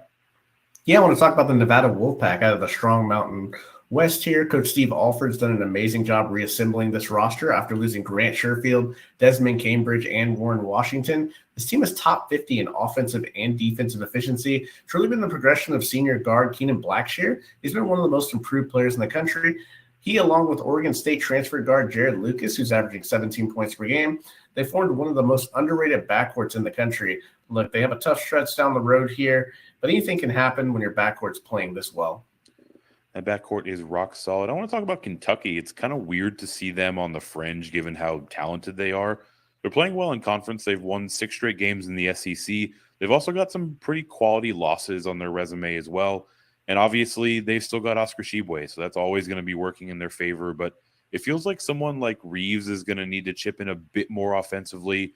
Playing in the SEC, it's going to be a tough stretch of games to close out the year. But ultimately, if they can rattle off a few more wins, I think they can solidify their spot. Yeah, I think Coach Cal knows what he's doing. I expect to see Kentucky in the tournament. Let's slide on over to the first four out. Texas A&M, also in the SEC. Coach Buzz Williams done a great job this year after slim preseason expectations. They have quality wins over Auburn, Missouri, Florida. Look, they've done it behind their guards here on offense, Wade Taylor and Tyrese Radford. But the emergence of big man Henry Coleman's been a big storyline here. They've been also very good on the defensive end. The road doesn't get any easier down the stretch here in the SEC, but 3 or 4 more quality wins in the final 8 should be enough to get them over the hump. We will stick with the SEC. I'm going to talk about the Florida Gators, 13-10 on the season. It feels a bit more like an at-large kind of team. They're playing really strong defense. They're coming in ranked 10th in the nation in that regard. Still have Colin Castleton. He is the engine for this team on both ends of the floor, but I'm not sure if he by himself is going to be enough. So we're looking at players like Richard or Lofton or Jones. Maybe one of these guys is going to need to step up. The good news for the Gators, they do have a chance to build their resume if they can heat up to close out SEC play. That will do it for your BSN timeout. Make sure you stay locked here on the Better Sports Network and check out Green Screens Media on Twitter, TikTok, and YouTube so you don't miss a minute of our college basketball coverage.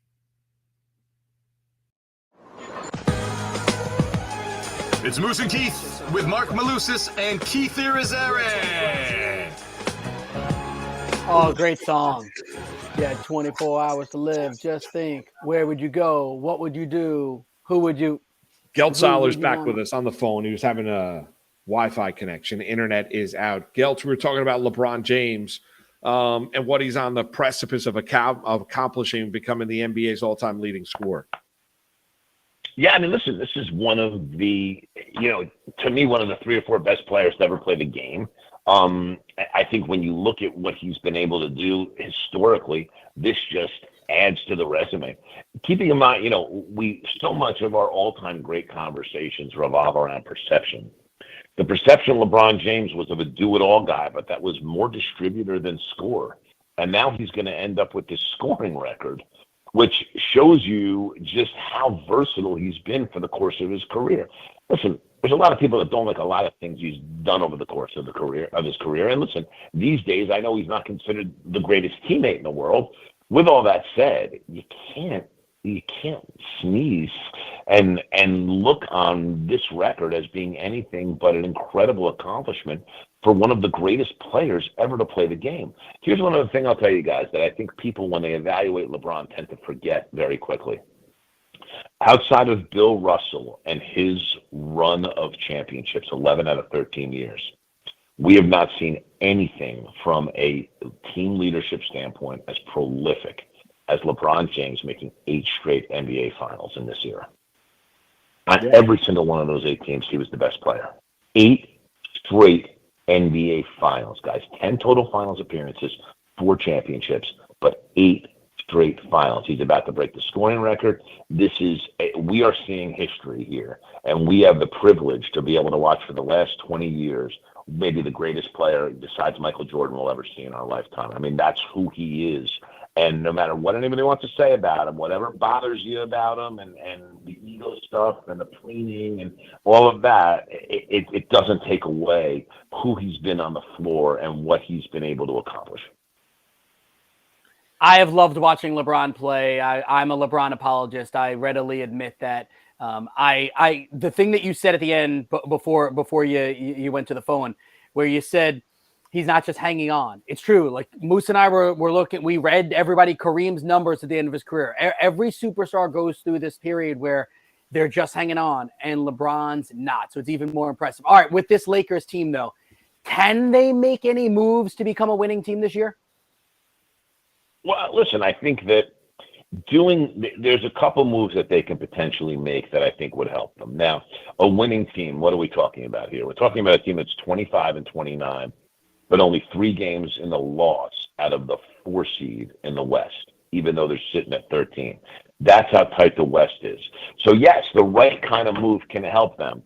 But the problem is that it's not so easy to say. Like, listen, you can call Charlotte and probably get Gordon Hayward and Terry Rozier for Westbrook and one or two of the first-round picks. Probably one, because Hayward's not there's another year left on that deal after this year, and that has not been a good contract. That helps you. Does it elevate you a ton? No, because you're taking Westbrook off the team. Don't forget how well Westbrook's played this year, guys.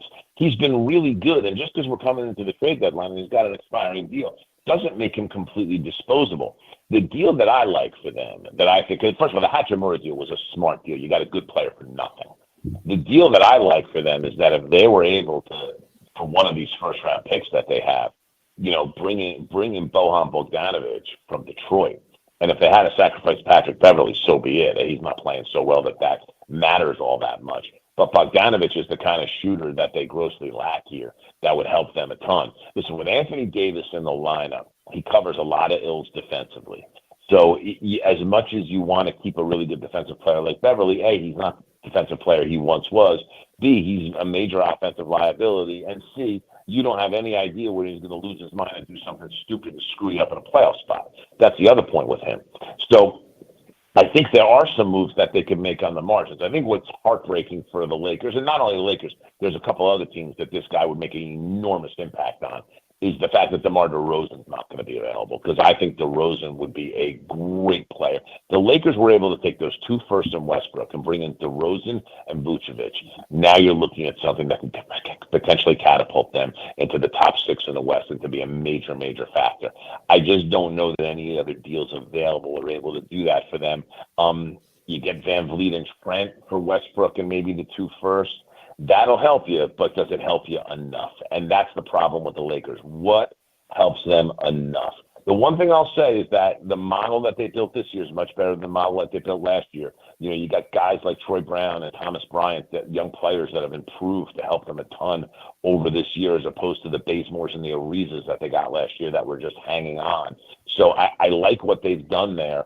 And certainly whatever you do this year, you have to kind of look towards next year to have the understanding it's going to be this year and next year for this particular run. So I don't think it's just about what you do this year. And keeping in mind, if they're going to re-sign Hachimura, they already cut into some of the max cap slot they would have from Westbrook leaving.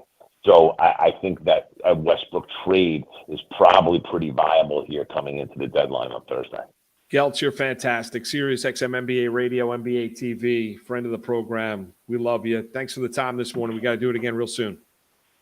Right back at you, boys. And anytime, it's always my pleasure. Thanks a lot, Geltz. There you have it. That's Brian Geltzeiler. Give me a great feel. NBA trade deadline is only a couple days away. We've got a couple of betting on brand plays. One in college basketball, Ball State, Central Michigan, under 135.5, plus 138 at Bet Rivers. And Jessica mentions it's good to plus 127. We also got a little tennis play, Keith. Yeah, I'm trying to find it on the FanDuel app. I don't see it. Maria Sakira. Yeah, good luck with that. Yeah, minus 5.5. Tennis. Good to plus 105, seen plus 108 on FanDuel, and that is over in Dubai. So there you have it, Jessica. A little betting on brand. I'd like to go to Dubai. Yeah, so would I. No doubt. I think you can go. What is it? Snowboarding. You're sandboarding there. That would be awesome. That's like a thing, I think. A lot of sand in Dubai. I'd like to go. Yeah, you'd like to see the world. You'll see it when you're retired at 85. No, see, I think the plan is to mix these trips in while we're working. That's true. That's a good. Really utilize our time while our kids actually still want to be around us. Good point. Right? There's going to be that time where they're not. I don't want to get sick. And then you wait for grandkids because they love you. Guys, enjoy your Tuesday. We'll be back tomorrow morning. We'll be back tomorrow morning at 10. Moose and Keith, we out. I got him.